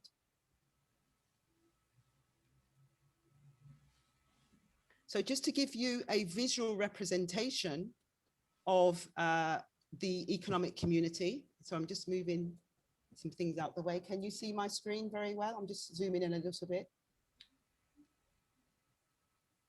Yes, good. Thank you. At the top, you can see the African Union. And on the right-hand side, you can see the 6 regional communities of the African Union, the regional economic communities: North Africa, the North African community, East African community, South African community, the West African community, ECOWAS, Central African community, and of course the 6th region is the African diaspora in the diaspora. So what Timothy McPherson has created is the economic community of states, nations, territories, and realms, of which the state of the African diaspora is a treaty member state. And if you look under states, we're inviting the Republic of Guyana as examples, Republic of Haiti, Republic of Suriname, etc. And the governments, of course, the state, Bahamas, Grenada, Guadeloupe, Jamaica, Martinique.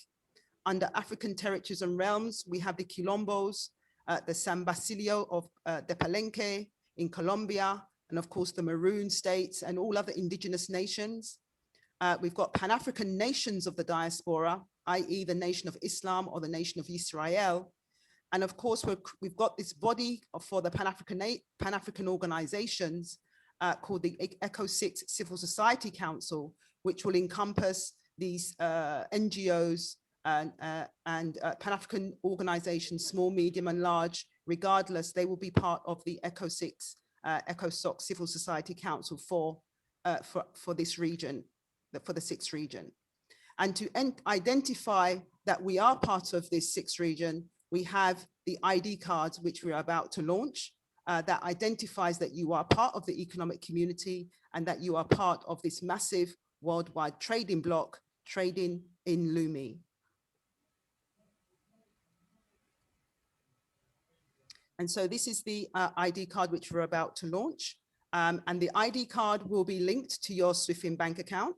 So you'll be able to, via the QR code, like you was just seeing, you'll be able to do that from your ID card. You'll also get a SOAD Lumi bonus for being a citizen of 3 Lumi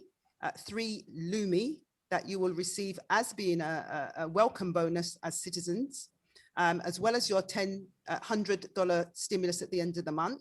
So it's a one-off payment of 3 Lumi to welcome you. You'll also have discounts through our new Lumi marketplace, Black Links Global, and many others that will be offering the Lumi through their market and trading. You'll have preference to SOAD business initiatives, and you'll also have preference through the African kingdoms to be members of their kingdoms through repatriation. And there's much more on offer being a citizen of the economic community and of SOAD. So through the Pan-African organizations, we will be offering the 3-year stimulus program. And this is open to all Pan-African organizations. And of course, they also are participating and welcome to actually draw down on the line of credit of $10,000 worth of Lumi to stimulate activity, their projects, their initiatives in their community. They also have and are privy and are welcome to participate in that line of credit.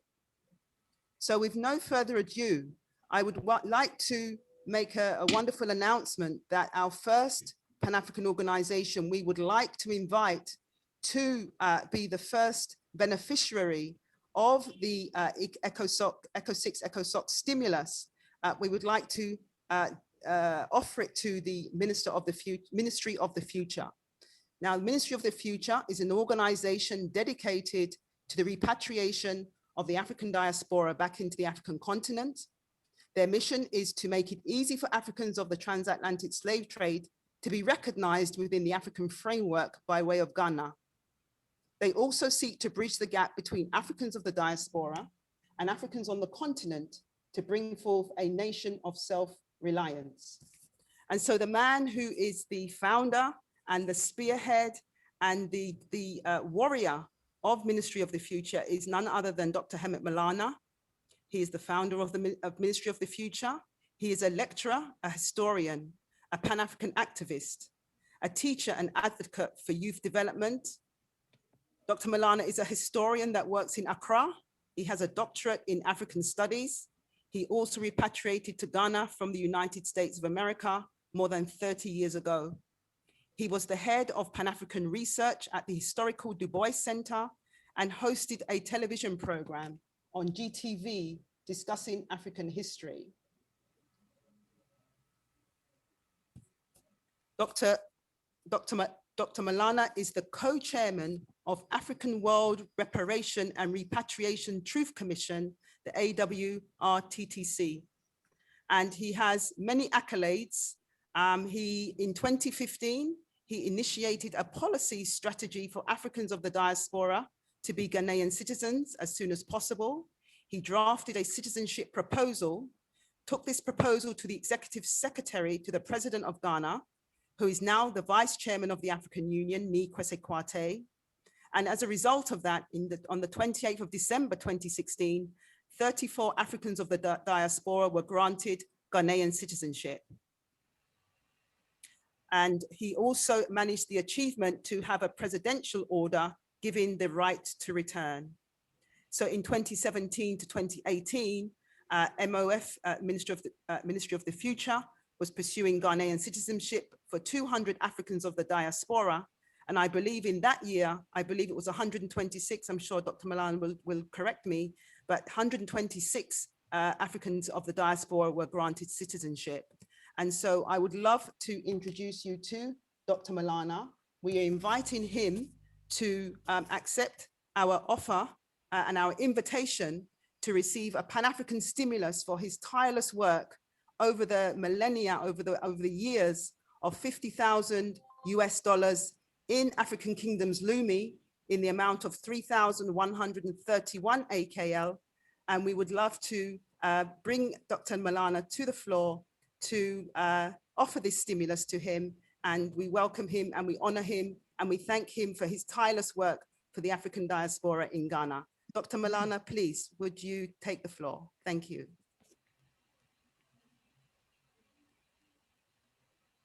Premier, I am so honored.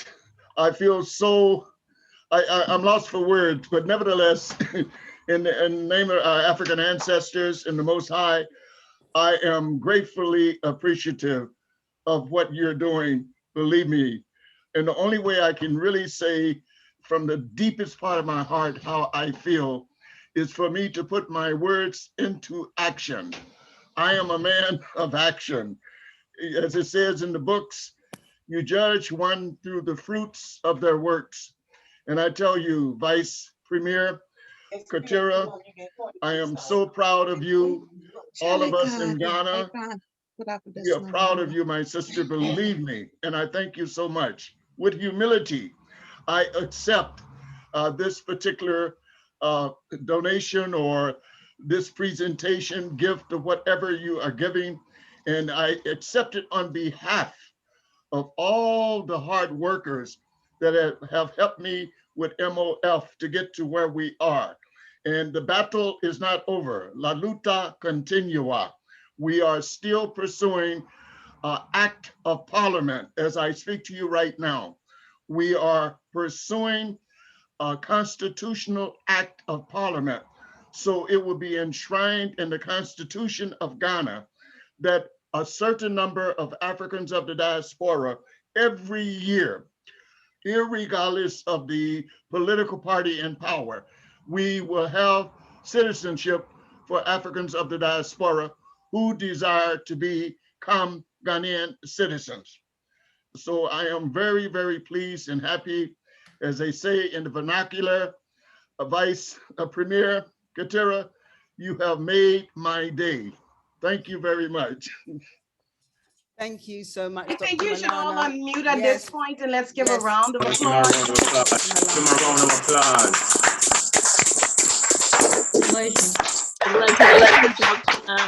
Congratulations. Well done. Congratulations. Congratulations. Congrats. Bravo. Salute, Well salute. deserved, Dr. Malone. Bravo. Continua. Toda excepta. Say thank you. Great work. Super. Congratulations, Dr. Maulana. I'm humbled by your exquisite workmanship. We applaud it. We honor you. Piece by piece, we will fix this. Out of the you. mouth, out of the mouth of babes and sucklings, because I just saw that little baby. All praises go to the Most High Bless and our her. African ancestors. Believe me, all praises Give go to her the High and our African ancestors. Thank you. Congratulations. Congratulations to you, Dr. Malana. Congratulations to the Ministry of the Future. I knew I liked that name. I knew I liked that name. And we can hear that you have set a tremendous example for us, a pioneering spirit and a pioneering effort, ensuring that people who are of the lineage and want to are able to repatriate seamlessly is a tremendous feat, and certainly all of the many other accolades that go along with it. And the fact that you're saying that there is still so much left to be done tells us that the best is yet to come, sir. The best is yet to come. So congratulations. Again, you see that the state of the African diaspora is not only laid out how we can all be citizens and benefit and gain Lumi and other incentives, other perks for being a part of Africa, something that had been missing, wouldn't you say? Feeling that being a part of Africa, there are now tangible benefits beyond the ones we knew in our heart and in our heads. We're already there. We are seeing that we are being recognized around the world. Even if we have to forcefully demand the respect, we're doing that. And Dr. Malana is just another shining example, a gleaming example of what it takes hard work, tenacity, a resilient spirit, and that is definitely just the beginning of the rewards for you, Dr. Malana, from the State of the African Diaspora. So thank you so very much for all that you do and all that you example and all that you will continue to do. We are with you. We are with you. Amen. Amen. Amen. All right. Ashe. Amen. Amen. Thank you, sir. Okay, we're going to move on to Black Links Global. Black Links Global shows us how we can trade with our Lumi. Our Lumi has been described as a tool. Our Lumi has been described as a ticket. Our Lumi has been described as an instrument. Our Lumi has also been described as a weapon because we know that economic power certainly forges a new path for us, a distinct path for us as Pan-Africanists. And we want to welcome at this time none other than the international or the global spokesperson for the Black Links Global, Pastor Audi Cummings. Hello, Pastor Cummings. How are you today? Are you with us, sir? Yes, thank you. There you are. Thank you very much for a wonderful welcome. I just want to first greet each and every one who has spoken before me, royalty, prime ministers, vice presidents, and each and every one that has spoken so wonderfully. And I just want to thank you for this platform as Black Links Global. I'm a global representative. I just want to be able to just really take in this specific moment. This is very transitory for us because what it is that not only have we got announcement after announcements of what Pan-African vision was only something that would have been dreamed of, but we are achieving this trajectory moment, and it is to be appreciated accordingly. Because with the Pan-Africanist Marcus Garvey vision, we know that it was the Black Star shipping liner in terms of what was being achieved, in terms of showing Black people that they were able to repatriate. But now in the state of African diaspora, I'm so proud to be able to be a part of this movement. And this indeed is a movement that each and every one of us are able to be ecstatic about. We are indeed privileged because it is all down to the Lumi by our chief, Samako, who has developed this really advanced Rolls-Royce currency that is backed by the solar energy and is equivalent to 4 grains of gold. And we are then able to stand proud knowing that we have a Rolls-Royce of currencies, top of the currencies, being that the others are just fiat paper, but that the Lumi is, which is the currency of the state of the African diaspora. And we at the Black Links Global have products and businesses that you are able to spend your Lumi in, and you are able to remain within the Pan-Africanist ecosystem. And even as Dr. Linus has expounded so simplicity in terms of the access that had not enabled the unbanked 80% of Africa to have been able to have been a part of before.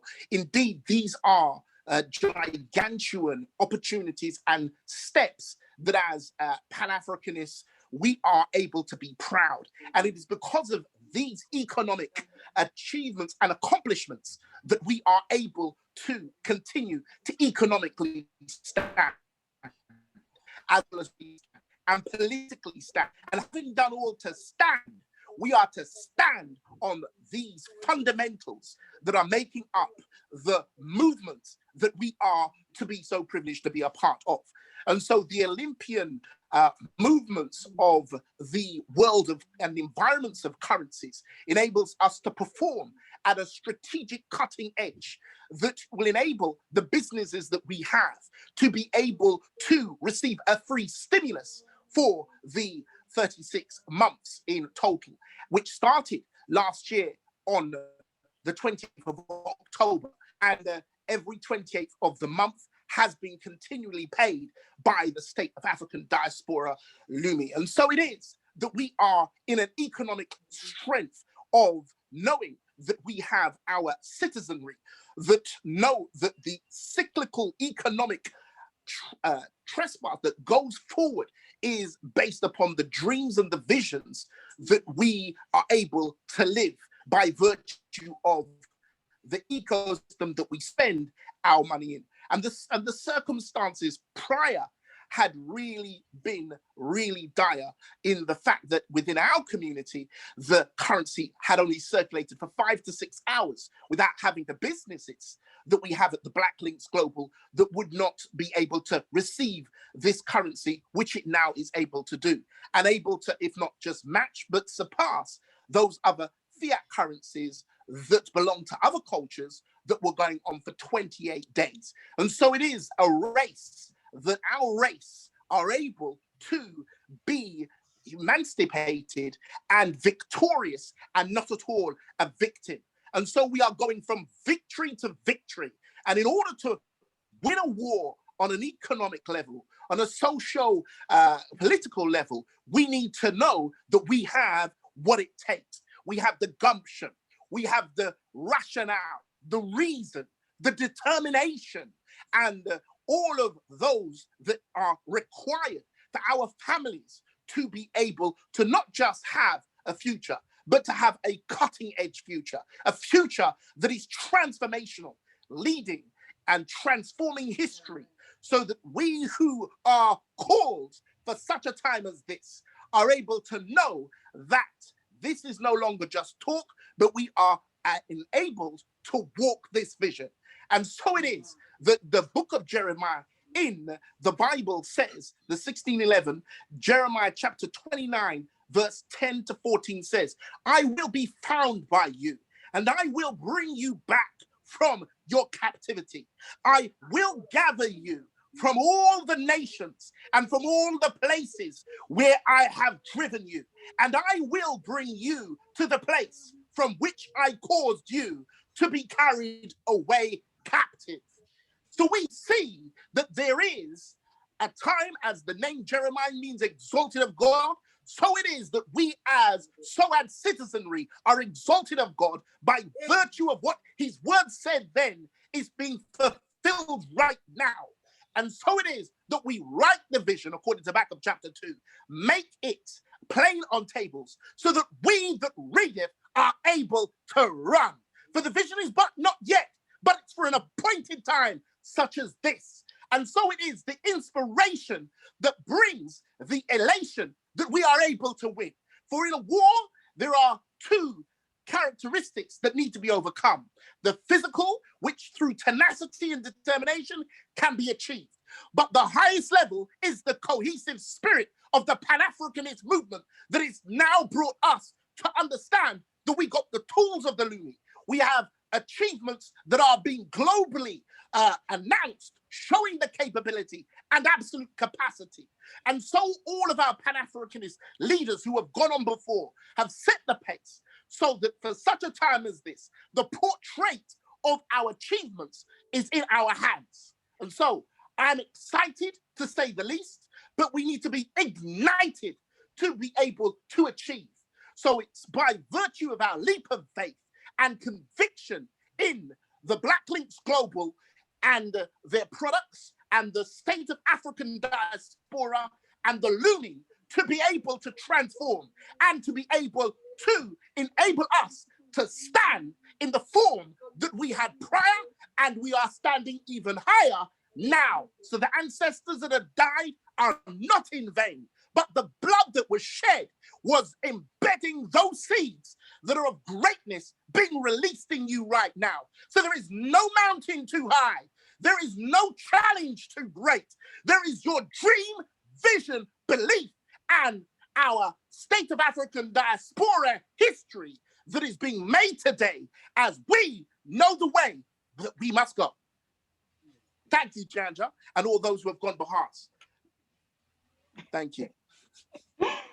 Thank you so much, Pastor Audi Cummings, Black Links Global. Please check them out online, quite sophisticated and really strategic. And you also, Pastor Cummings, you also post events for people in the African community, is that correct?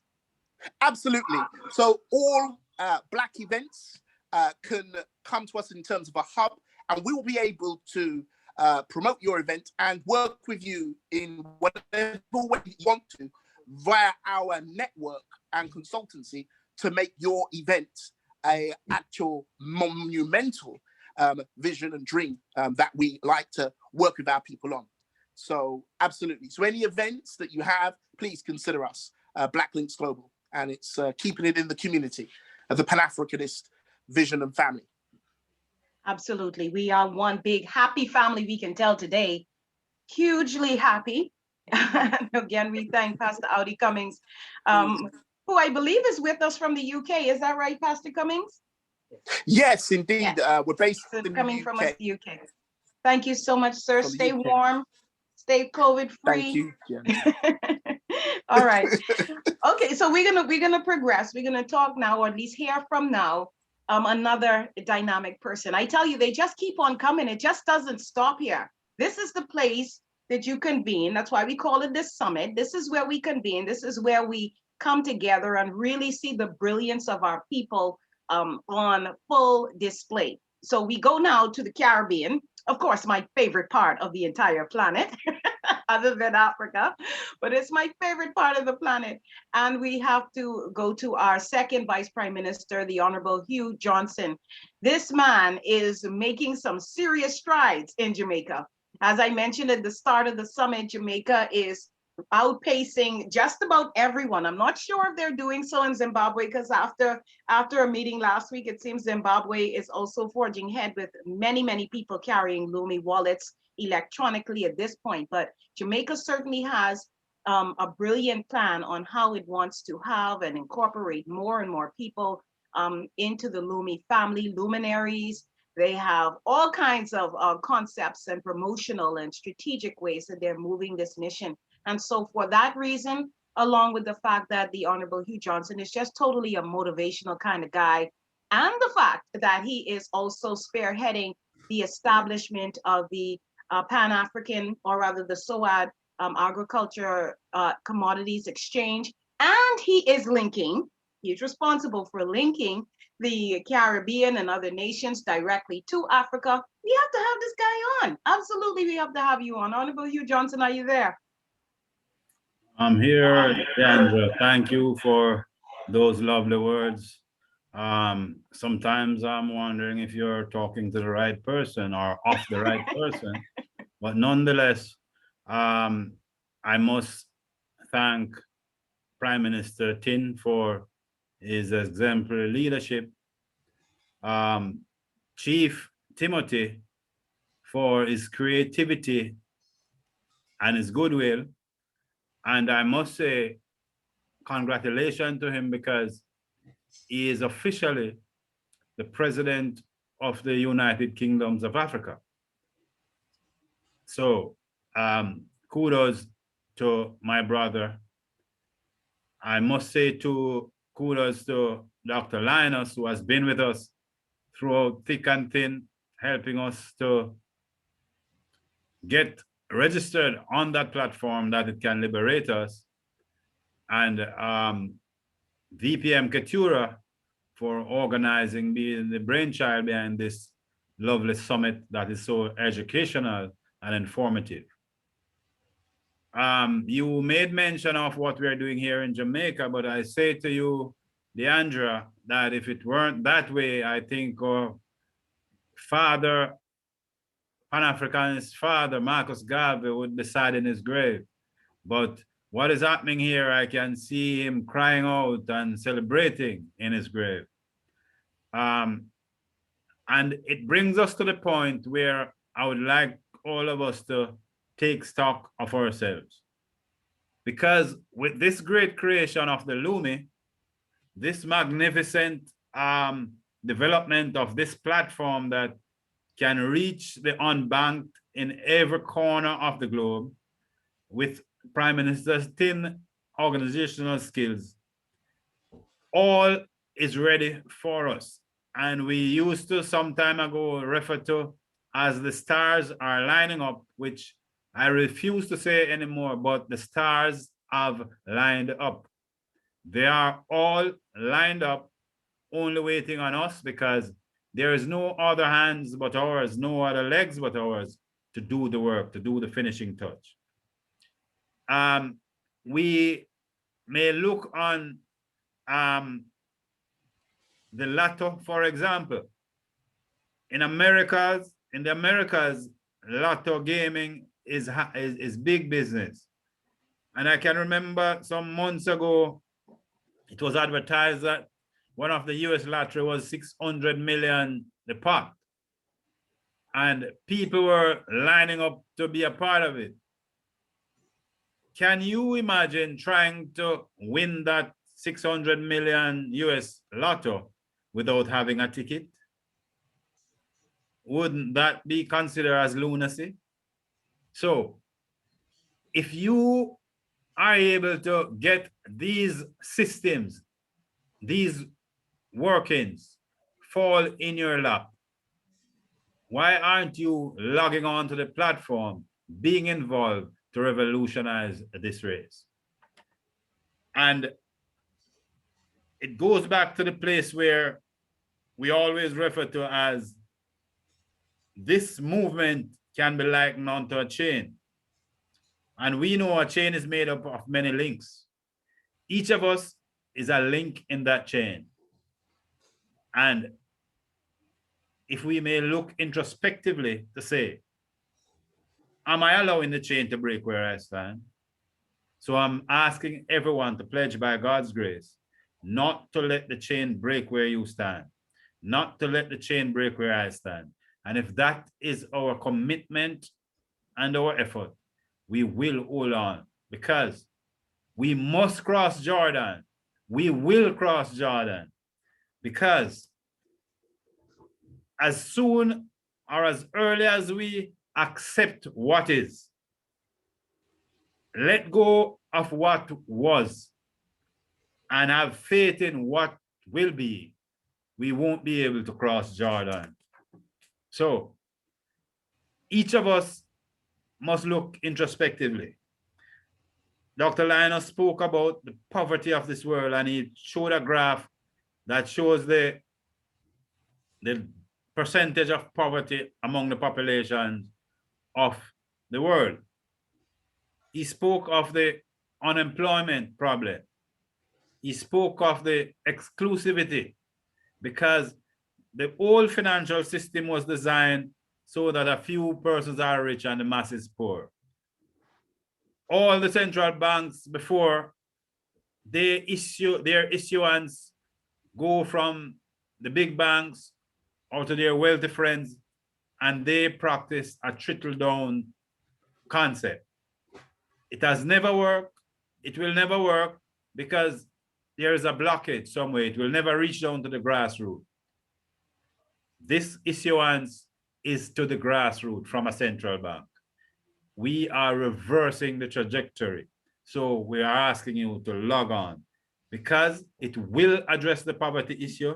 It will address the employment issue and the 80% exclusivity from the current financial system.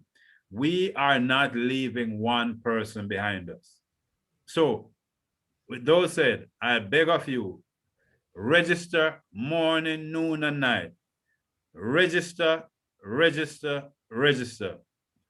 You need not have no fear, because being a part of this will guarantee a successful family tree, because you will be starting the road to creating and building intergenerational wealth, so that 100 years from now, 200 years from now, your children and grandchildren will be proud of their grandparents that they were a part of this revolution.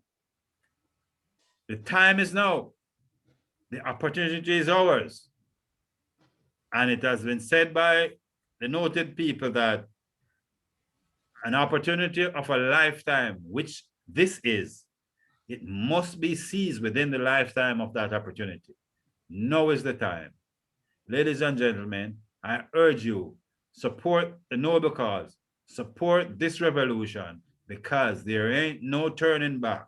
If I may share with you that continually, day upon day, there are miracles happening right across the world. And it's high time for you to understand and see that the time has come for us to take our rightful place in this world. The 400 years of captivity has ended. Get up, stand up for your right, as our great Bob Marley would say. So I beg of you, join in with us, because the train is out the station. Don't let it leave you behind. Thank you all. Thank you, Honorable Hugh Johnson. He's our second Vice Prime Minister of the State of the African Diaspora. I told you, you'd love him. I told you we love him. He's always so full of life. I like that Bob Marley reference. You make me feel like singing it. Get up, stand up. Stand All right, up. let's do it. Let's stand up for your rights. Go ahead, Deandre. Absolutely. The reset is Don't on. The give up train the has fight. left the station. Dr. Don't- Linus, I think you need to coin that phrase in relation to the Lumi and the Swift platform, because yes, the train has left the station, but you know what? It's not too late for you to get on board. That's the good news. We are recording this session, and so please indicate right now in the chat whether you need us to provide you with this so that you can share it with your people, your peoples, your audiences. We know that WhatsApp is one of the ways that we're able to really remain connected and share what's happening here. And so again, we welcome and thank all of you for being a part of this today. You can also indicate at this point with a raise of hand if you have a question for any of our panelists. As you know, we have the Prime Minister of the State of the African Diaspora. We also have Chief Timothy, who is the creator, the developer of the Lumi. We also have with us Dr. Linus, who is the Swift platform developer or creator. And then, of course, we have members from the State of the African Diaspora, including the Honorable Hugh Johnson, and our Vice Prime Minister, the Honorable Keturah Amoakan. And then, of course, we also have Black Links Global, who's with us today. Do we have any questions? I am not seeing, let's see, from the chat. Are we having any questions at this point? Anyone with a question? Okay. Can I go ahead, Matludi? Yes, go ahead. Yes, go ahead with your question. Yeah, Matludi from South Africa. Okay. This is mind-boggling, and I really am excited about the whole revolution taking place. My question is particularly an effort of integrating the 80% that is excluded. The larger part of those would be informal traders. Now, a basic question is, how do we have a product, for instance, my product, to move from point A to point C? Would we, in this particular economic environment or community that we are creating, would we depend on the same exclusionary supply chain system, or is there an alternative supply chain that is being created to enable that movement from point A to point C? I hope my question is clear. Thank you very much. Thank you too. Thank you too. Jen, may I please take the, may I please respond? It's Servius, yeah? Okay. Oh, yes, Servius. Go right ahead, Honorable Servius. Yes, my brother, the answer is with you. You take up the challenge and provide the logistics. So I'm challenging you to take it up and provide the logistics. Don't go to the traditional logistics guys, but do it. So that's my answer to you. Thank you very much. Thank you too. Would anybody like to add to that, or are we good? Okay. All right. Is there another question? Next sorry, person, Diane. Hold on a sec. Next person who's got their hands up is Jose. Yes. Jose. Okay. Okay. Finance. Jose. Jose, you've got your hands up. If you can unmute.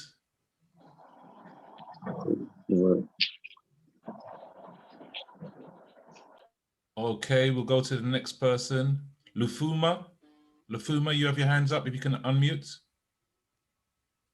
Okay, thank you so much. I just have one. Something happened yesterday. I received a notification in my account. So when I clicked on the notification, Just a moment for us. Hello, Lufuma. Hello, Lufuma. We're hearing a feedback. Are you able to turn something down or move away from something. I don't know if you have two devices on.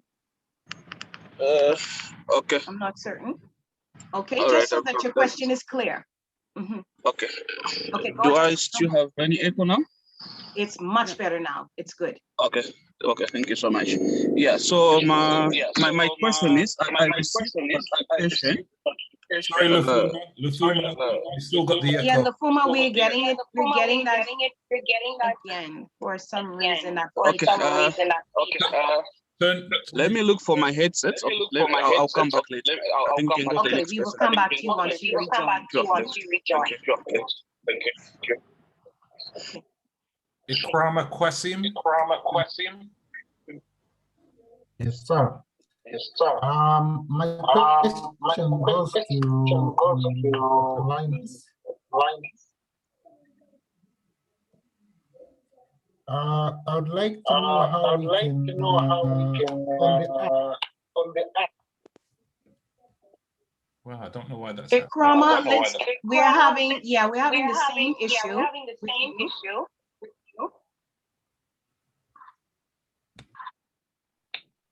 Minister Dennis, am I also coming in with the...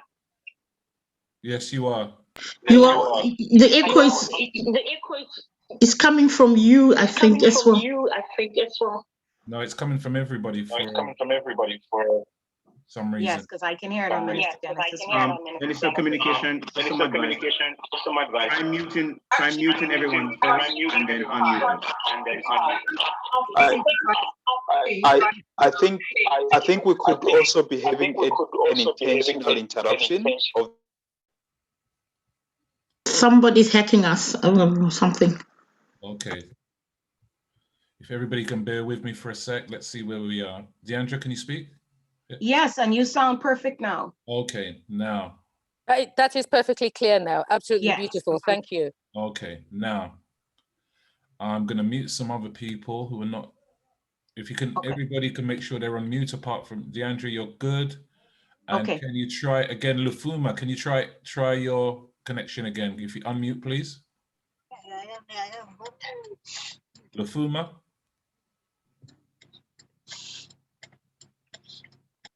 Speak now. Okay. Lufuma, Yeah. you can unmute and speak. Let's try Ikrama. Hi. My question goes to Dr. Linus. When we open the app, there's somewhere that says GBX link and somewhere that says local payment link.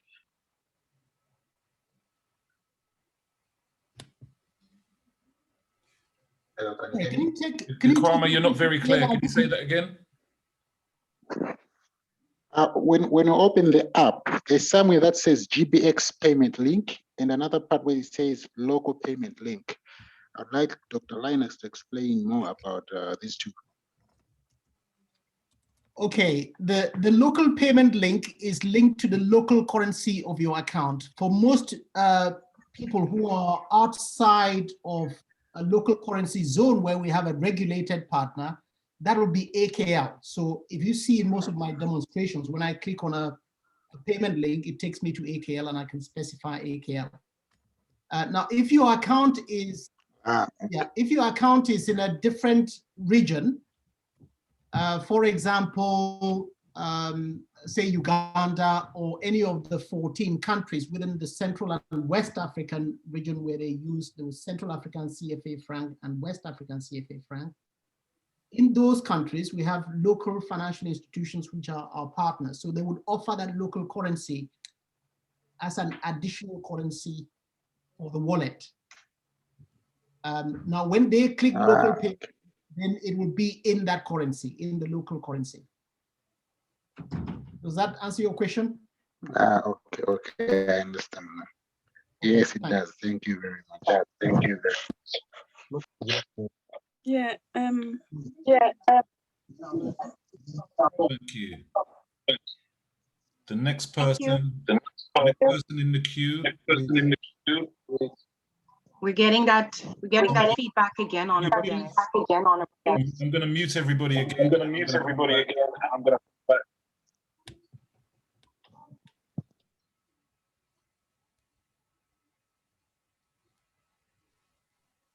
Deandre?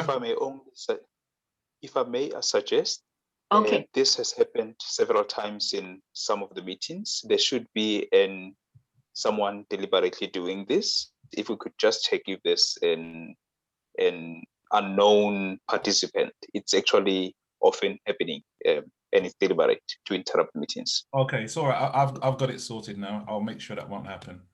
Okay. Thank you, Minister Dennis. I think Mariama, or maybe if Jose is available.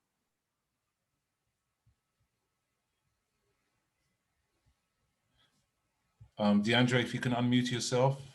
Let me see if I can unmute you. See, I'm taking control of the microphone, so. All right, thank you very much. Okay. Jose, are you available at this time? Okay, let's move to Mariama Daniel. Hello, Mariama. You have a question or a comment? Mary, hold on a sec. I will. Am I unmuted? You are? Yes. All right. Okay. I just wanted to ask Dr. Linus. I recently signed somebody up and they were asking me if there was any videos or any guidance about, tips how to use the app properly. Are there any? Dr. Linus?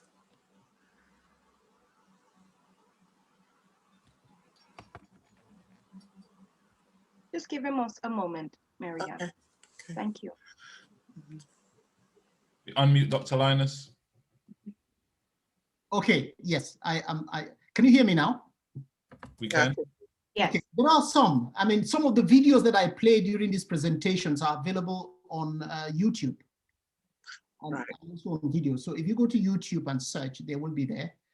And if you know how to use it, and you can also just create a quick video and a screencast and post it. And share it. I don't have the app because I have an iPhone, because I remember last week. Right, okay. I don't have it, so I can't do that. Otherwise I would have been able to tell him what to do. But so I haven't been able to do that. And I think there was one more thing as well. Oh yeah, he said that he'd signed up and his account was still pending, but I just wanted to know roughly how long it takes for an account to be approved.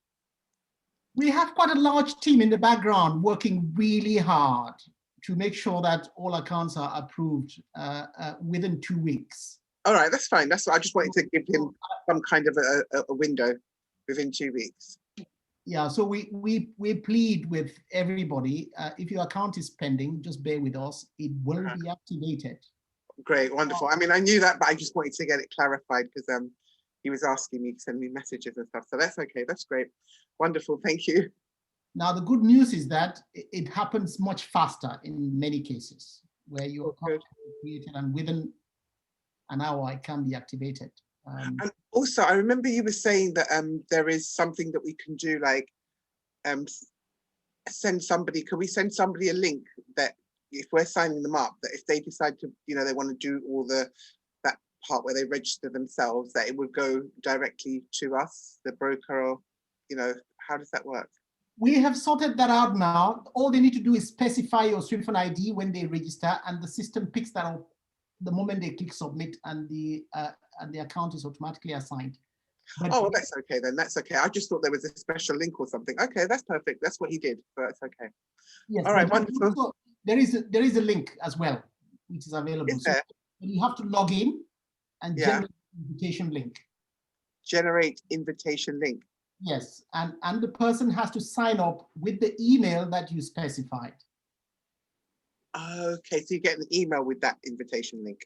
Correct. All right, I'll try that. I haven't tried it yet, but yeah, well, I'll have a look at that. All right. All right then, give thanks. Thank you. Thank you.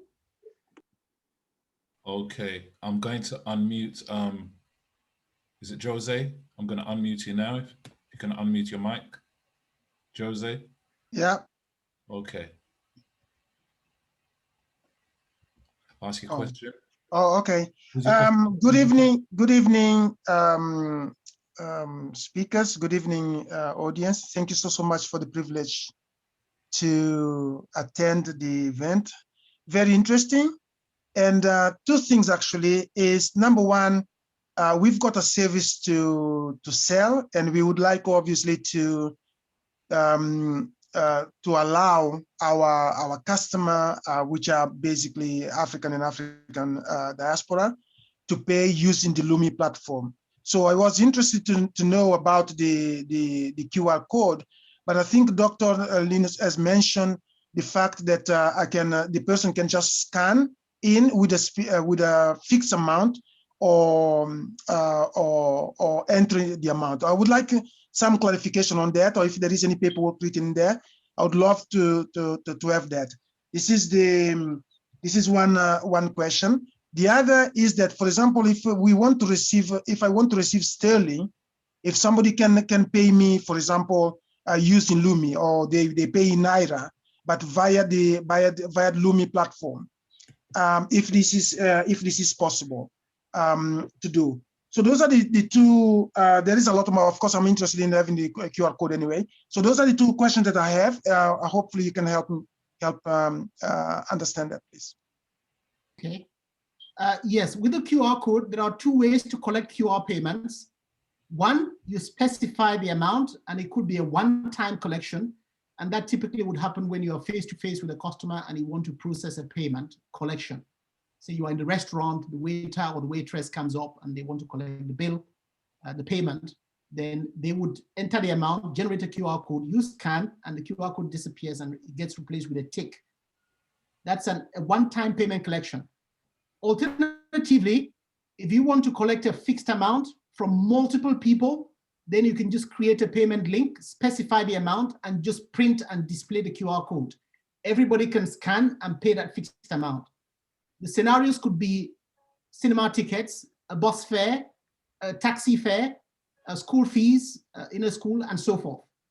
And you can also actually post that on your website to collect fixed amounts. Donations, for example, fixed donations. The other way is you simply display your QR code and the payer can then specify the amount that they want to pay. So it's fairly flexible, and there are a number of different options that you can play with. Your QR code that you can display and collect any amount is available on the app. You go to show QR code and it will be displayed. You can just do a screen capture and you can send that to people. You can print it out into on paper. You can actually print it and put it on your key ring, and that almost then acts as your payment card. Now, another way to display it, if you're online, you go to personal, and then on the personal, there will be a link which specifically says QR code. Click on it. You then see the QR code, click on it again, and it will be displayed. Okay. Okay. Okay. You good with all your questions? The best way to familiarize yourself with the app is essentially just play with it. You won't break it, just play with it and try various things. I mean, okay. Was there a question answered also related to the sterling? Okay, relating to sterling, the question was if somebody wants to pay you in sterling, is that right? Yes, yes. If somebody wants to pay you in sterling, they can click on buy GBX and they can specify your SWIFT ID, and that payment will be made in GBX into your account. For now, that again has to be, you can either convert it onto Lumi or you use it on the platform. Okay. Okay, that's fine. Thanks. That's okay. Thank you. Thank you. Thank you. Okay, Minister, maybe you can unmute Kananaya, is it right? Kananya? Okay, yeah, Kananya, yeah. I'm here in Zambia. Yeah. I've just have one concern here. Wanted to find out what measure are we putting in place, knowing that this program is viable and powerful. And we now have what we call superpowers. They own all the satellites. They own all the systems. So what measures are we putting to make sure that this program is not cut short so that we reach our targets? That is my question.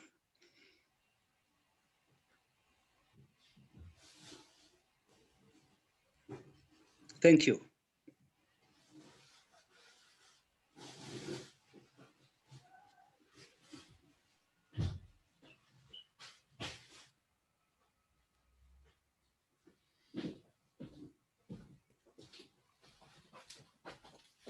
Sorry, Deandre, who is the question for? Sorry. Who's the question for? Who is it directed at? Oh, sorry, let me take you off mute.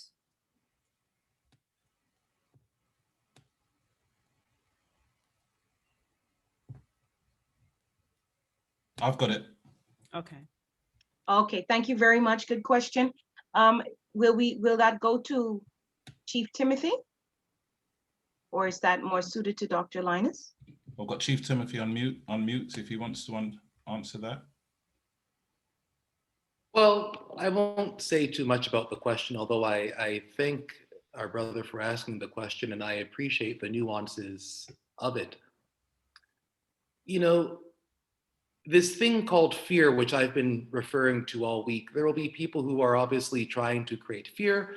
There will be many people who will try to sabotage all things that we do going forward. We've spoken not about 1 hour of slavery, not about 1 week of slavery, but about 400 weeks of, or rather 400 years of slavery and captivity. And so what that tells us is that every effort at liberation has in one way, shape, or form been undermined by another mechanism of deceit and deception that brings us back into captivity. So your question pertaining to what we can do against those powers that be that may aspire to sabotage the aspirations of almost 2 billion Africans in this 21st century. Well, that question's not even for me to answer, because at this stage, we have some 2 billion people that are going through a process of psychological and spiritual decolonization, and who will not allow themselves to be held captive again. And so the answer is not mine. The answer is each and every one of you's to take responsibility for our collective destiny, as far as I'm concerned. That's very well put, Chief. I couldn't have put it any better. Okay, thank you very much. Empress Valtekla, is that, am I pronouncing that name correctly? Yes. Empress? Yes. Yes, hello Empress, how are you today? I'm good, thanks. I'm so happy to get a link. Somebody sent it to me, and I was very interested because I am a Pan-Africanist for a lot of years, many years, since it must have been like in the 70s, late 70s. And I remember I got a responsibility to be regional secretary for the 7th Pan-African Conference. That means contacting all the Pan-African heads in the Caribbean and preparing them for the conference. Well, I myself didn't get to go because of my son. And that's from there, I was not very close to Pan-Africanists. But I give thanks. I'm very pleased to be a Pan-Africanist with this kind of development. And what I am a Bushanti, and we are also preparing with our business to go into Africa. As a secretary there, I'm concerned about investments and banking. And I was wondering if I was thinking I would have to come up with my own style of banking, because I didn't want to do any brand name banking. But give thanks that I can now look at the president and see that the vice president is a banker. And I give thanks for these kinds of things that Africans in banking. So I really want support for my team coming into Africa as business people, we have our plans and we have some capital, but I think we need more mentorship, we need coaching, we need that embrace as investors to do our business as a group. So I want someone to work along with me from the Pan-Africanist Institution. And that's my question. Thank you for the moment. Thank you very much, Empress. Thank you for your question, Empress. And what we will do, because of the connections that we want to make with the Pan-African organizations, NGOs, this is what we do as ECO6 in terms of the ECOSOC arm of the economic community. Of course, let us connect. If you wouldn't mind to privately just send me your email so that we can open that communication and see how we can collaborate and work together on your projects. Right, that's Empress Keturah. Thank you very much. Thank you, Empress. Thank you. Okay, thank you, VPM Keturah Amoaken, for addressing that one. That's great. Okay, so let's go to Tommy Mace. Hey, Tommy. Oh, thank you. Thank you, you. Deandre, for the platform, and greetings to everyone. Tommy from South Africa. I have 2 questions for Dr. Linus and 2 questions for Chief Simako. He talked about the credit line that's readily available. I just wanted to confirm if a person goes onto the platform now and apply or try to access the credit line, can we get it?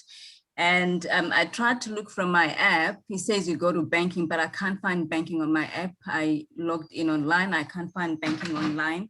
If maybe he can clarify that for me one more time, if he doesn't mind, I would really appreciate that, because we have, myself and my team, we have signed up almost 200 people in the past 10 days, and 80% of them are business people. And now they are really interested in the credit line of $10,000 US, but we have been struggling to access that. So I would really like someone to assist me with that.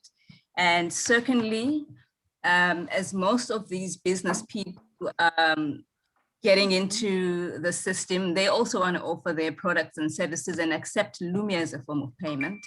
But now they have a fear of the fluidity.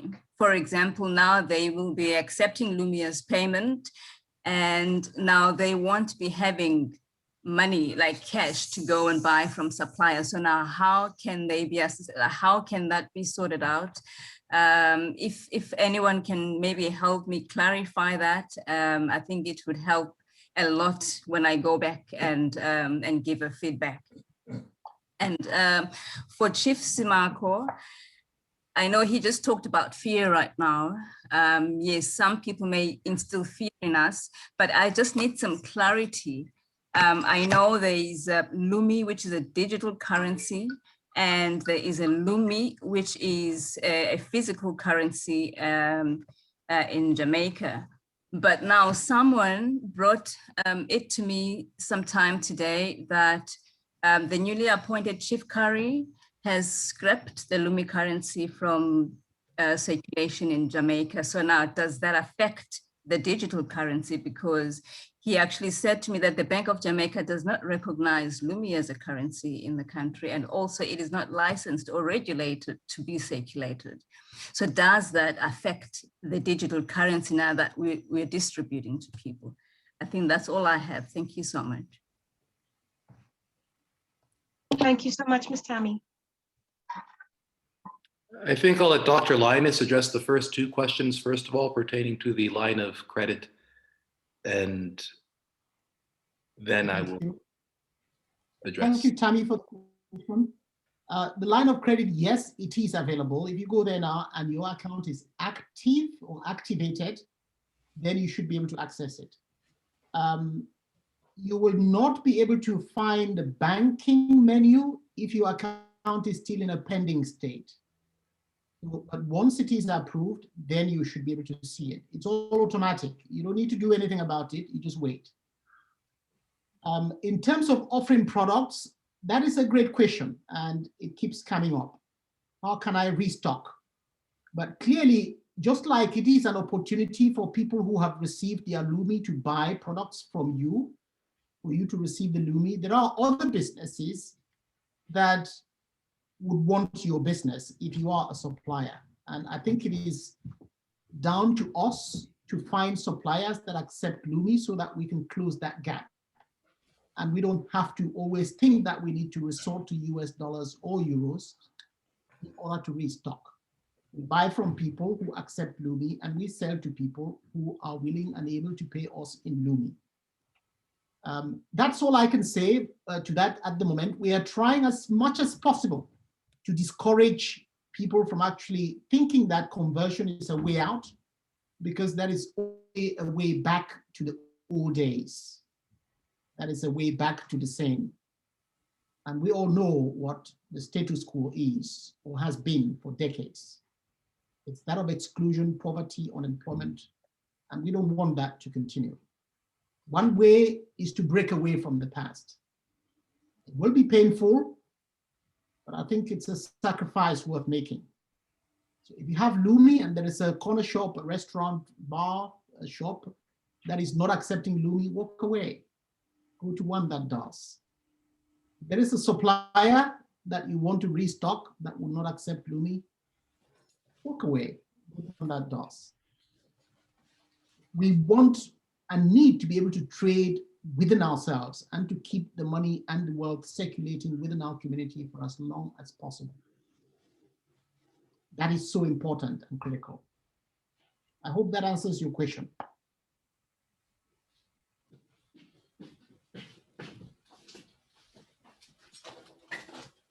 Thank you very much, Dr. Linus. I see that Theo Chambers wants to also put forth one of his local solutions that he's utilizing for restocking. Theo, did you want to add to that?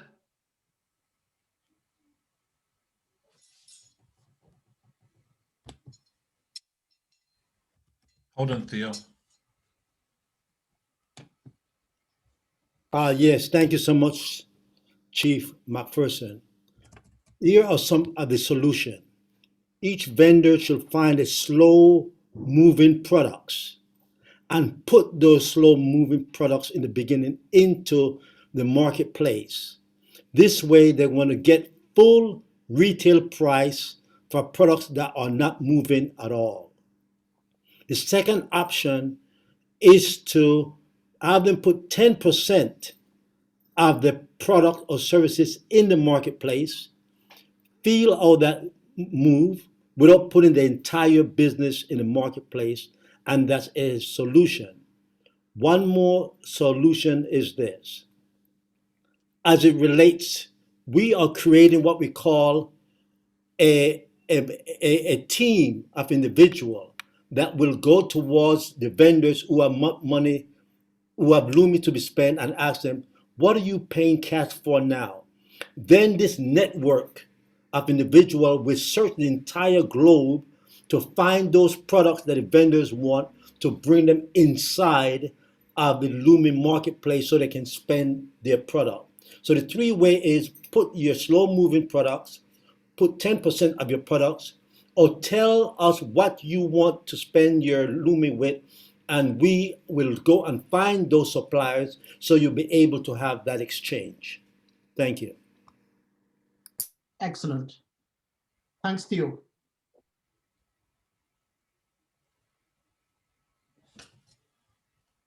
Coming back to the question, I don't necessarily want to belabor the point at this stage in the discussion. Suffice it to say, there are many sovereigns at the moment that have fully adopted the Lumi, ranging from the African Finance Regulatory Authority and the African Central Bank, as well as the newly established African Diaspora Central Bank, which all will have access to relatively soon. as well as SOAD, as well as the African Kingdoms Federation, as well as the United Kingdoms of Africa, and as well as the Economic Community of the Sixth Region. And I say all of that to say that in my discussion and in my engagement, our commitment without apology and without hesitation is 1000% dedicated to the global African family, the diaspora within the Sixth Region, as well as the African family on the continent. And we have issued a sovereign currency. So at the moment, I'm not interested in talking to the other half of people's identity. If you have two identities, one being a colonized identity, whether you are a British subject or an American citizen or any other colonial identity, that's not the identity that I'm addressing. I'm addressing your other identity as an African. And what I can tell you is that throughout the African family, a stimulus is being issued in Lumi. And that stimulus has been endorsed by our kings and queens. If there are other kings and queens who don't want to give a stimulus to their community, whether it be the Queen of England or whether it be Chief Richard Curry, then that is their prerogative. Let them not give their people a stimulus, but we will give our people a stimulus, and we will do so in Lumi. And not only does other people's opinions about it not have any impact on the digital Lumi, but it also has no impact whatsoever on the physical notes that are being issued as well. So I say that quite candidly and directly, and I hope I've addressed your question. Thank you, Chief Timothy. We move on to Hassan. Hassan, you can go ahead with your question or comment.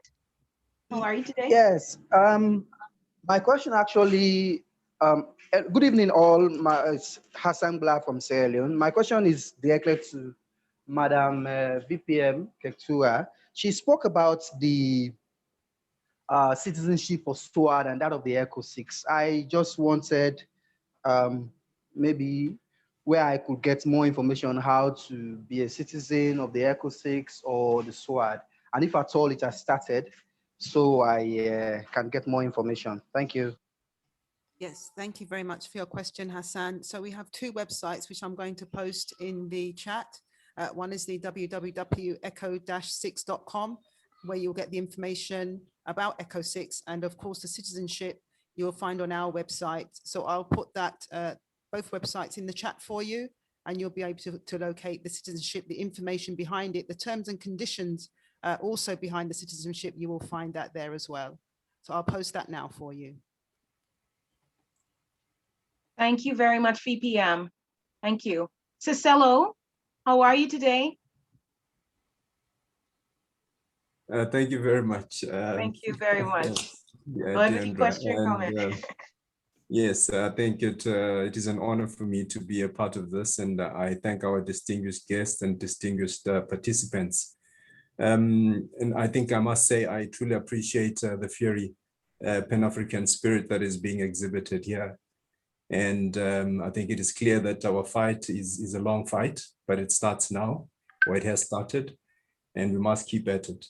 And I think maybe my question has been addressed by the VPM, because it was in respect of the ECO6 sort of national identity card or identity card, to say who does it apply to? Is it open to all Africans in the continent and in the diaspora, or it is only for Africans in the diaspora?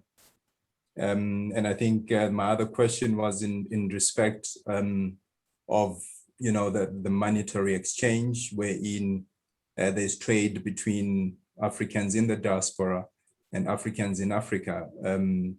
But I think as the questions have been asked, I've been getting more clarity.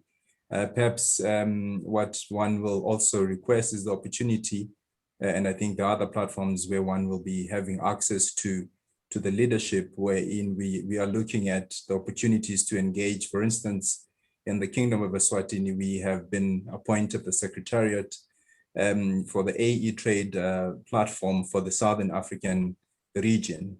And we would like to engage those that are responsible for that trade platform, you know, in the position to pursue, you know, the One African currency, the Lumi currency, as a key facilitator of the trade within the region. So I am hoping that in other platforms, one will have the opportunity to engage and perhaps begin to arrange, you know, for one-on-one discussions with the respective leaders, you know, so we can see to the after aspirations through the trade platforms as dedicated to the country, mandated to see to it that happens. So I think I'm happy for now, but I truly appreciate the spirit.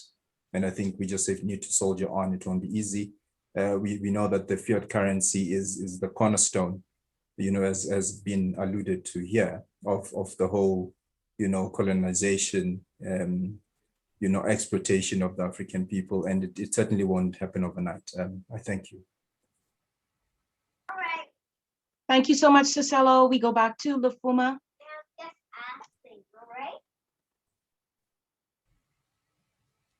Okay, thank you so much. This is Lufuma from Zambia.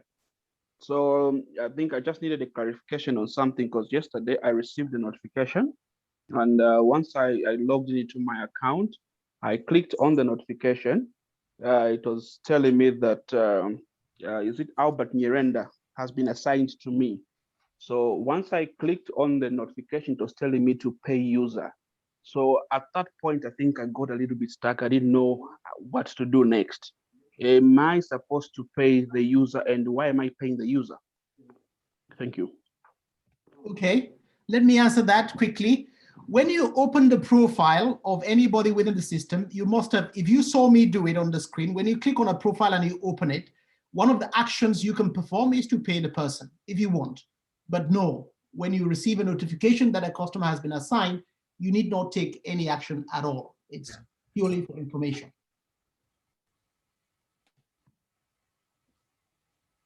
Okay, thank you very much, Dr. Linus, and thank you, Lufuma. To Karen McLeod. Hi, Karen.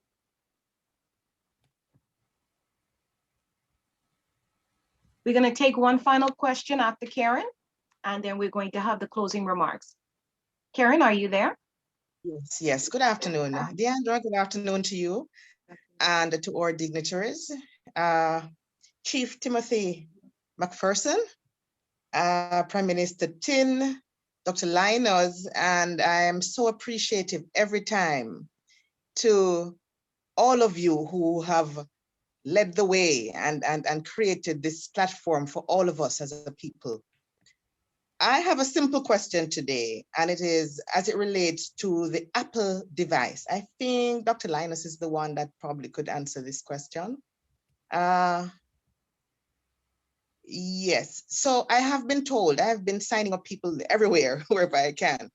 And so I've been told that for those persons who operate Apple devices, to download the app can be a challenge. I'm not the most technical people, so I'd really appreciate Dr. Linus to answer this one. That's a good question. We haven't launched the iOS or the Apple app on the iOS or the Apple Store yet. We will in due time.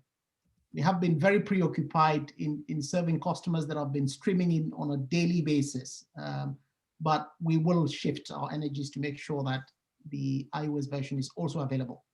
So thank you, but right now it's not. So if you have an Apple device, just get online, go to platform.swiftland.com, and you can do all the transactions there that you would be able to do on the app.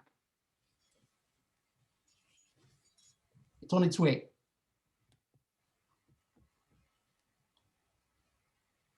Okay, thank you. And we have Richard.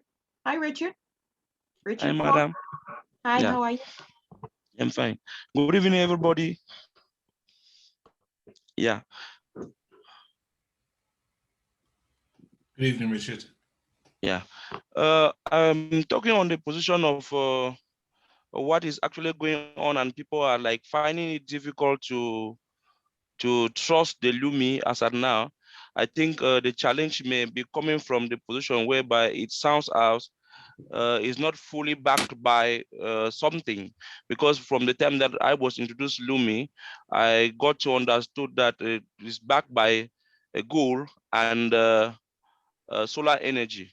And if people are coming up with the problem of conversion, it should be possible to make people understand that, oh, if it is really possible, that's the question that I'm asking, to convert Lumi to gold or to solar energy, so that many people will find it as a way they can store their value, or maybe they can store their worth.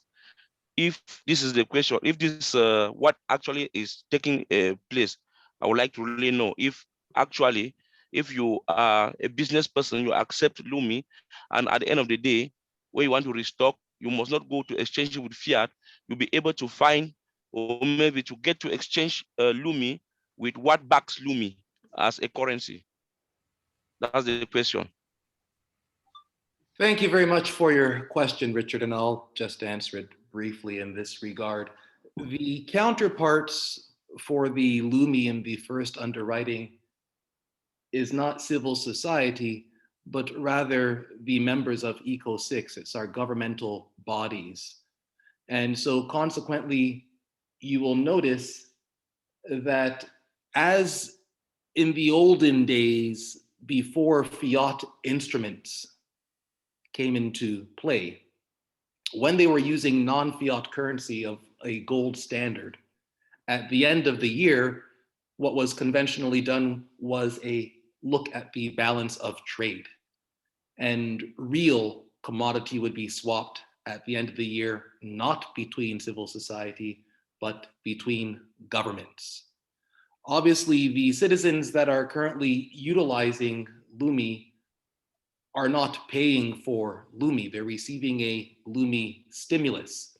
And it's the governments across the continent, where we have 650 million people who currently have no access to electricity, with whom we are engaging our multilateral arrangements and power purchase agreements for putting in infrastructural development. So you're thinking at a secondary market level. The Lumi is a central bank issued currency, and consequently, as a business, you are not part of the underwriting for Lumi. I hope I've addressed your question. Okay, sir. Thank you very much. Thank you so much, everybody, for tuning in, for being a part of this summit. Another Sorry, Deandra, before we go to the closing, I just wanted to make 2 points. Okay. Mr. Honorable Cicello, would you mind to email me directly your email address so that we can make that connection, please, if you don't mind?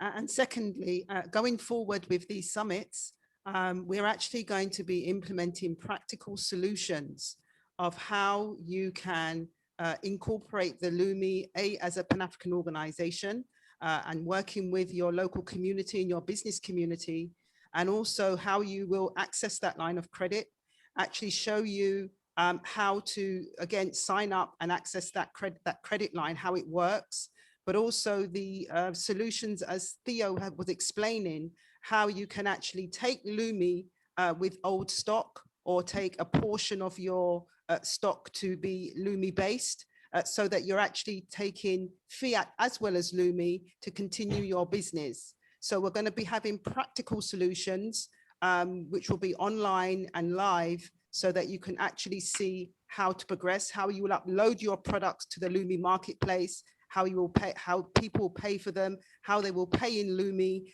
All of that will be live examples, so that you have a very, very clear vision on how this is going to work and how we can mobilize it amongst ourselves worldwide. So please keep tuned. We're going to probably start that in March. And this is how we're going to move forward, because this is very good, the platform to discuss, but we have to now put this into practical application so that everybody knows how this works, how it moves, and the practical ways we can actually launch our businesses to take the Lumi Thank you very much. Sorry, Deandre, go ahead. No apologies required, VPM. Thank you so much as well. I'm sure that's really great information. I'm in a wonderful preview and also a great lead into our closing speakers, our finale speakers. At this point, we're going to ask Chief Timothy Semeko, who is the designer, the developer, the crafter, the creator of the Lumi, to just address us one final time before we wrap up today. Chief Timothy. Oh, thank you so much, Deandra. I'm going to be very, very brief in my closing comments, but also let me start just by saying a very warm congratulations to Dr. Molana in Ghana. It's been a long time since I've seen you, my brother, and I'm glad to know that you're still out there doing such fantastic work. Congratulations to you on the award.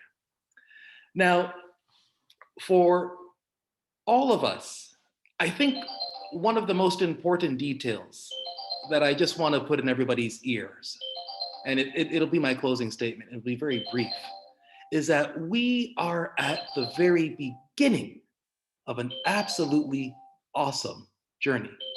We are 6 months into the global Lumi stimulus. And in these 6 months, Lumi already circulates in 135 countries around the world. Now, I recognize that some people are frustrated because, it's a bit of that, I hate to say it, but it's the post-slavery psychology, right? And you extrapolate it to the post-colonial psychology. The fact is, we live in and operate in a colonial state of captivity. And we are bringing ourselves into a new era. And so, of course, while walking forward, we are carrying that infrastructure, that luggage of captivity. You might call it the US dollar. You might call it the euro. You might call it the British pound, whatever it is that you are carrying with you. Every time you get the Lumi, you're kind of like, well, how do I go back into my captivity? How do I go back into my colonial box and make this work there? But the fact of the matter is, we are now beginning a process of transformation. Just this space in and of itself speaks to the transformation, where Africans in the Caribbean, in North America, in South America, in Europe, and on the continent are communicating with one another about what? Business. How to transform our economic condition. The discussion has just begun. The opportunities have not even begun as yet to unfold. Money is only the tool. The Lumi is only the tool and the instrument, as well as the platform by which we can make all of this transpire. But the real work remains in your mind, letting go of the shackles and the chains that keep you captive to an old system that in these 400 years have done nothing for you. And so as we go forward, and note what I said a moment ago, the backing of the Lumi is there for its backing and its value. We are trying to bring our currency into the system. We're not giving you Lumi to say, take the Lumi and go change it to US dollars. If I wanted to give you US dollars, I'd give you US dollars. If I wanted to give you South African Rand, I'd give you South African Rand. But the fact of the matter is, we're not running the Federal Reserve Bank. We're not running the South African Reserve Bank. So we're not issuing US dollar and we're not issuing Rand or Ghanaian CD. We are issuing Lumi. And the Lumi is Africa's first global currency. We got the strongest valuation. We have the most dynamic payments platform seen in this 21st century for such a global transaction and engagement. And so every other request, as far as I'm concerned, is a step in reverse. And so my mantra, I received a song at the weekend, and I'm going to play the beginning of it because the beginning of this song is my new mantra. It's my new meditation. And I want you all to walk out listening to this. Lumi, Lumi, Lumi. That's the meditation. Lumi, Lumi, Lumi. I got my Lumi, yeah. You got your Lumi, yeah. I got my Lumi, yeah.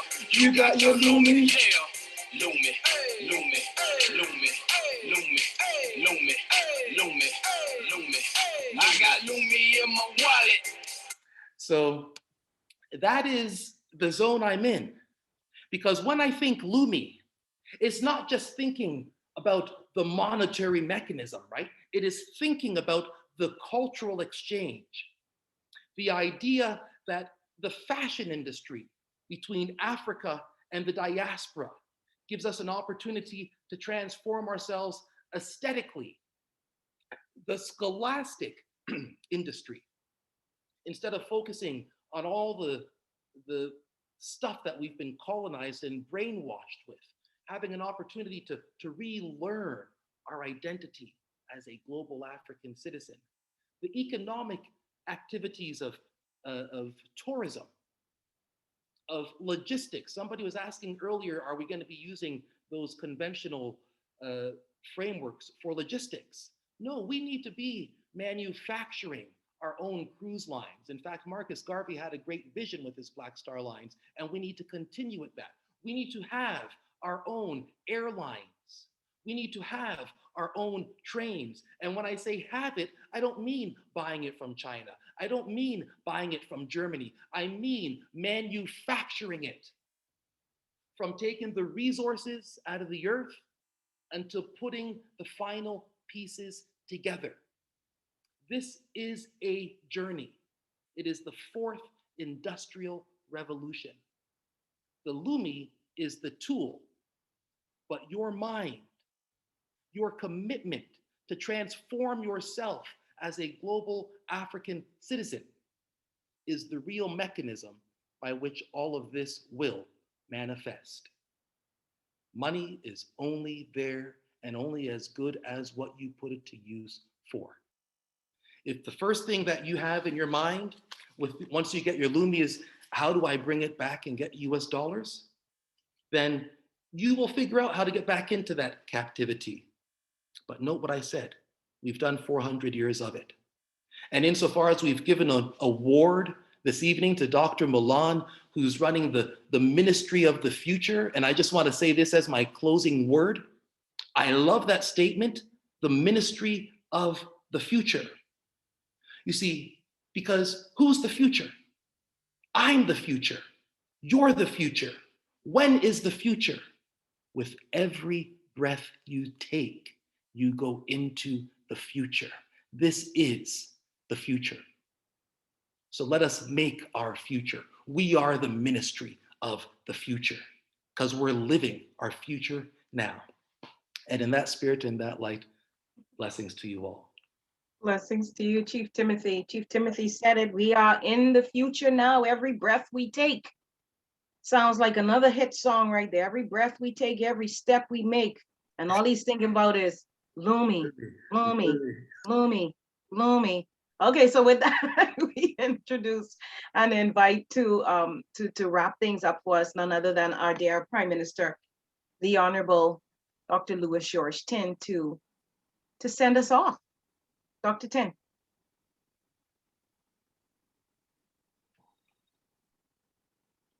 Prime Minister.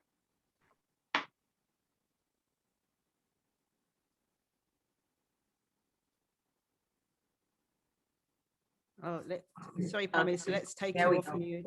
You're still on mute, Prime Minister. If you unmute yourself. Oh.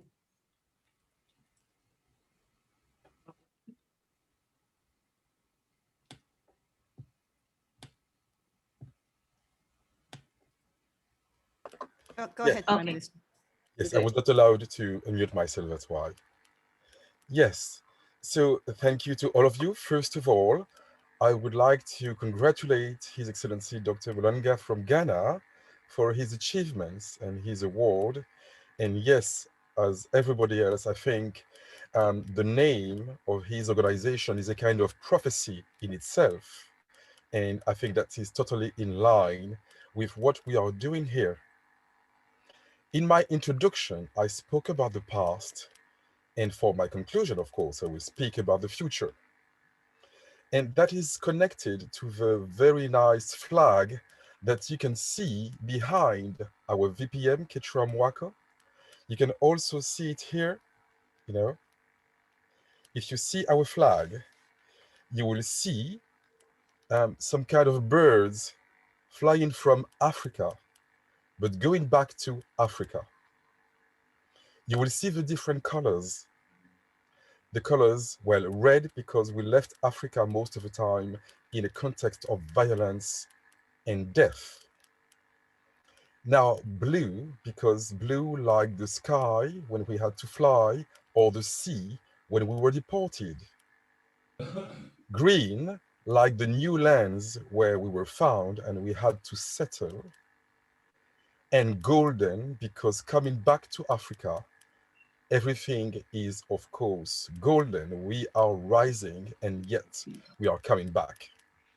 So that's really the past, present, and future in a single picture. And that's also why I want to take that as an example of our destiny. So yes, we need to understand that our future is already there. In fact, if we were a unique country, like Kwame Nkrumah wanted it to be about Africa, we would be the 6th economy in the world, exactly like India. In fact, we have the same population as India, and we also have the same DGP as India. But everybody sees India as a very powerful country, and everybody sees Africa as a collection of very poor countries. But still, it's the same population and the same DGP. So we need to change the narrative. Now, if we include the diaspora, the 350 million inhabitants, you will find out that we are not the 6th economy in the world, but the 3rd one after United States and China. And now, if we could stop the process of bleeding, because as you know, every day, Africa is bleeding. We have to pay billions for the so-called debts that we have, but we don't have any debts. On the contrary, people have debts and they need to repair, but we're still paying. And gold, diamonds, cobalt, all these things, even our young generation is leaving Africa, so that's a bleeding. But if we could just stop the bleeding and redo the calculation, you would find out that the 1st economy in the world is actually the Pan-African world. I mean the greater Africa, continent, and the diaspora. And guess what? The Lumi zone is already the 1st one in the world, bigger than the Eurozone, which is only 350 million inhabitants, same for the dollar zone, and bigger than even the Chinese zone.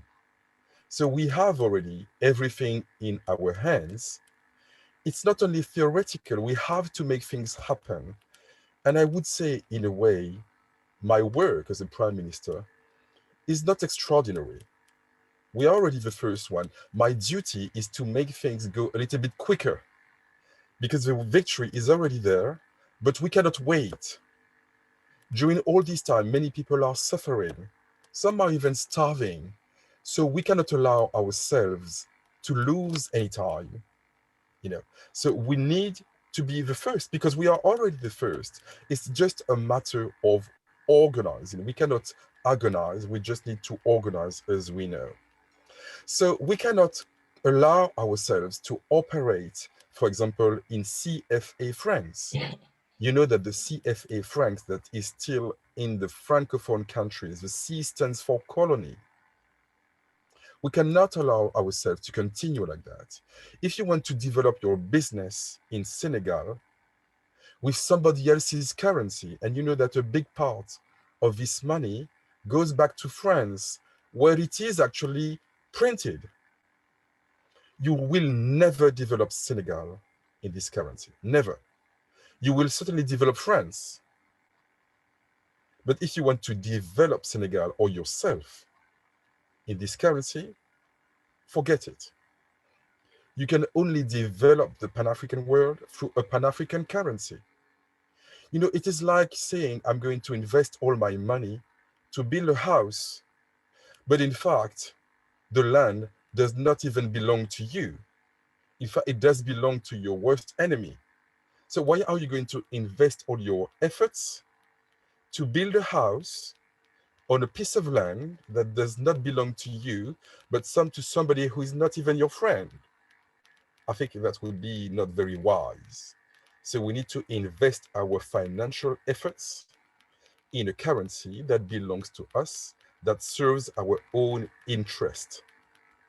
So I don't want to be too long, but because the Minister of the Future is paving the way, because the Lumi is paving the way, because our ancestors in the past already paved the way, because these flies, these birds, I would say, on the flag are also paving the way.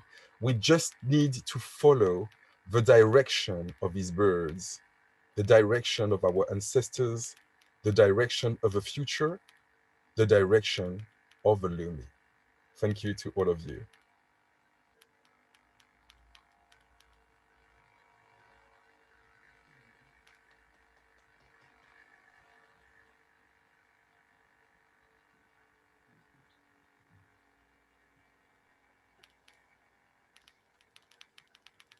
I hope everybody can hear me. Just before Deandre, you come to round up everything, I just wanted to show everybody that the Lumi Summit recordings are on the stateoftheafricandiaspora.com website under our currency, under About Us, Our Currency. And there you will see the African Kingdoms recordings, as well as the Pan-African organizations and the Lumi Business Summit.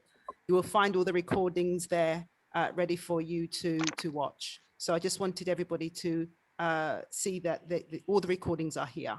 So if you go to the website, the stateoftheafricandiaspora.com, under About Us, Our Currency, and you'll find all the recordings, the African Kingdoms recordings, Pan-African Summit, and the Lumi Business Summit. Thank you so much. And thank you everybody for attending. Let me hand over to you, Deandre, for closing. Thank you. Yes. Thank you very much, everyone. We had another wonderful summit and we couldn't have done it without you. We want to thank you for always being a part of it. Some of you are here all of the time, and we do appreciate your investment of time. Of course, special thanks to our presenters today.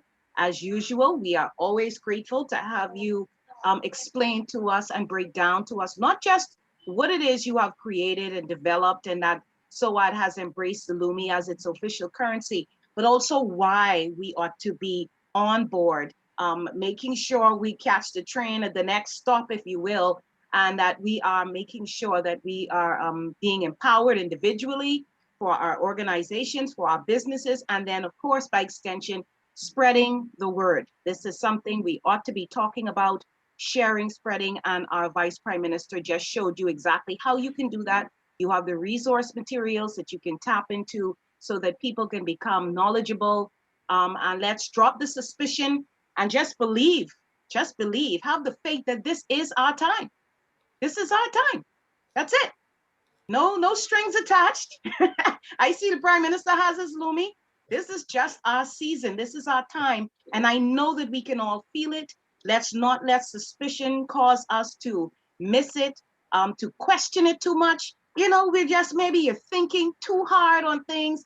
Let's just roll with it, baby. I think we're an unstoppable force. One of my favorite words is inertia.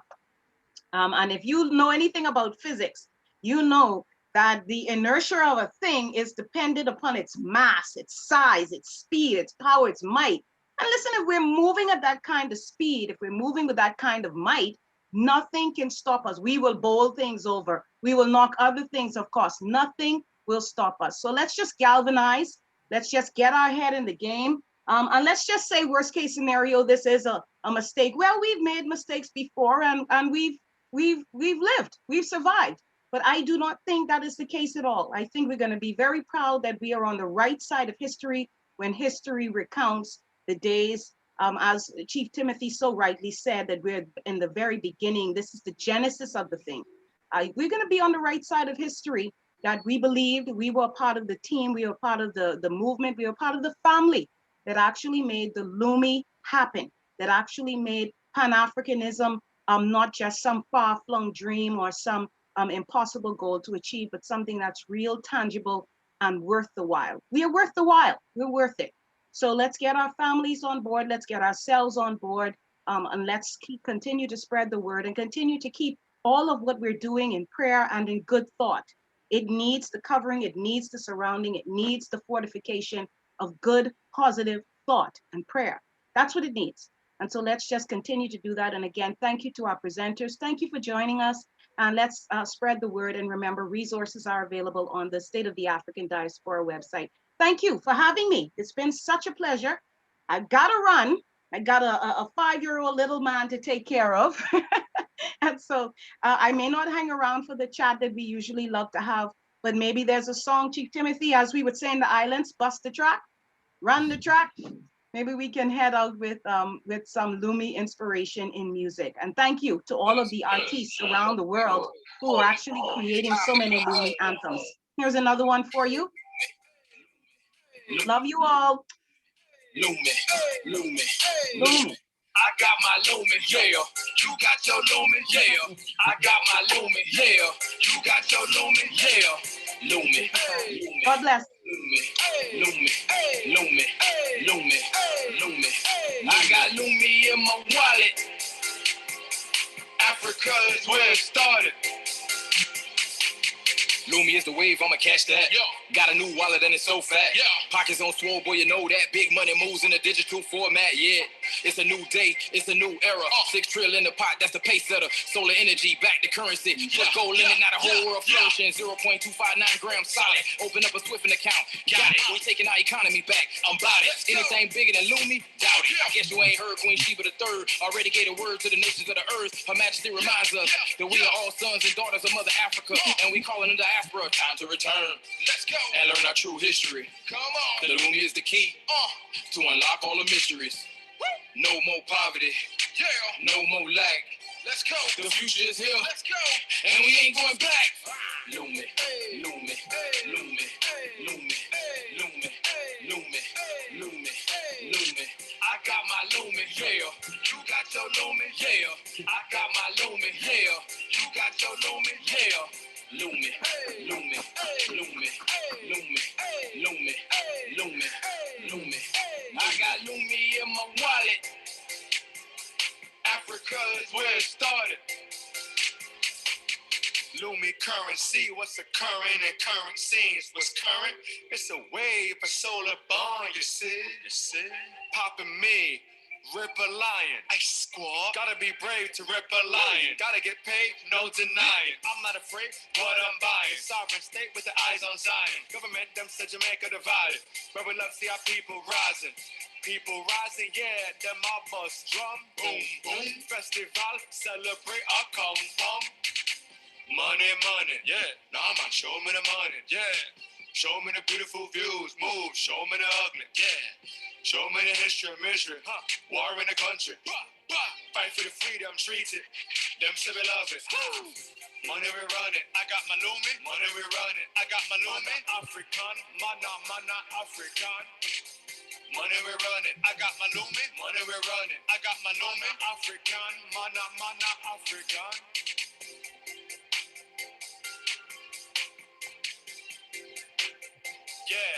Yeah, mana African, yeah. We say mana African, oh mana African. You see, Lumi panning. You have your Lumi? That's how we do it. You ready for the Lumi? You have your Lumi? Worldwide, you feel me? You ready for the Lumi? Get your Lumi up. Ready for the Lumi? Get your Lumi up.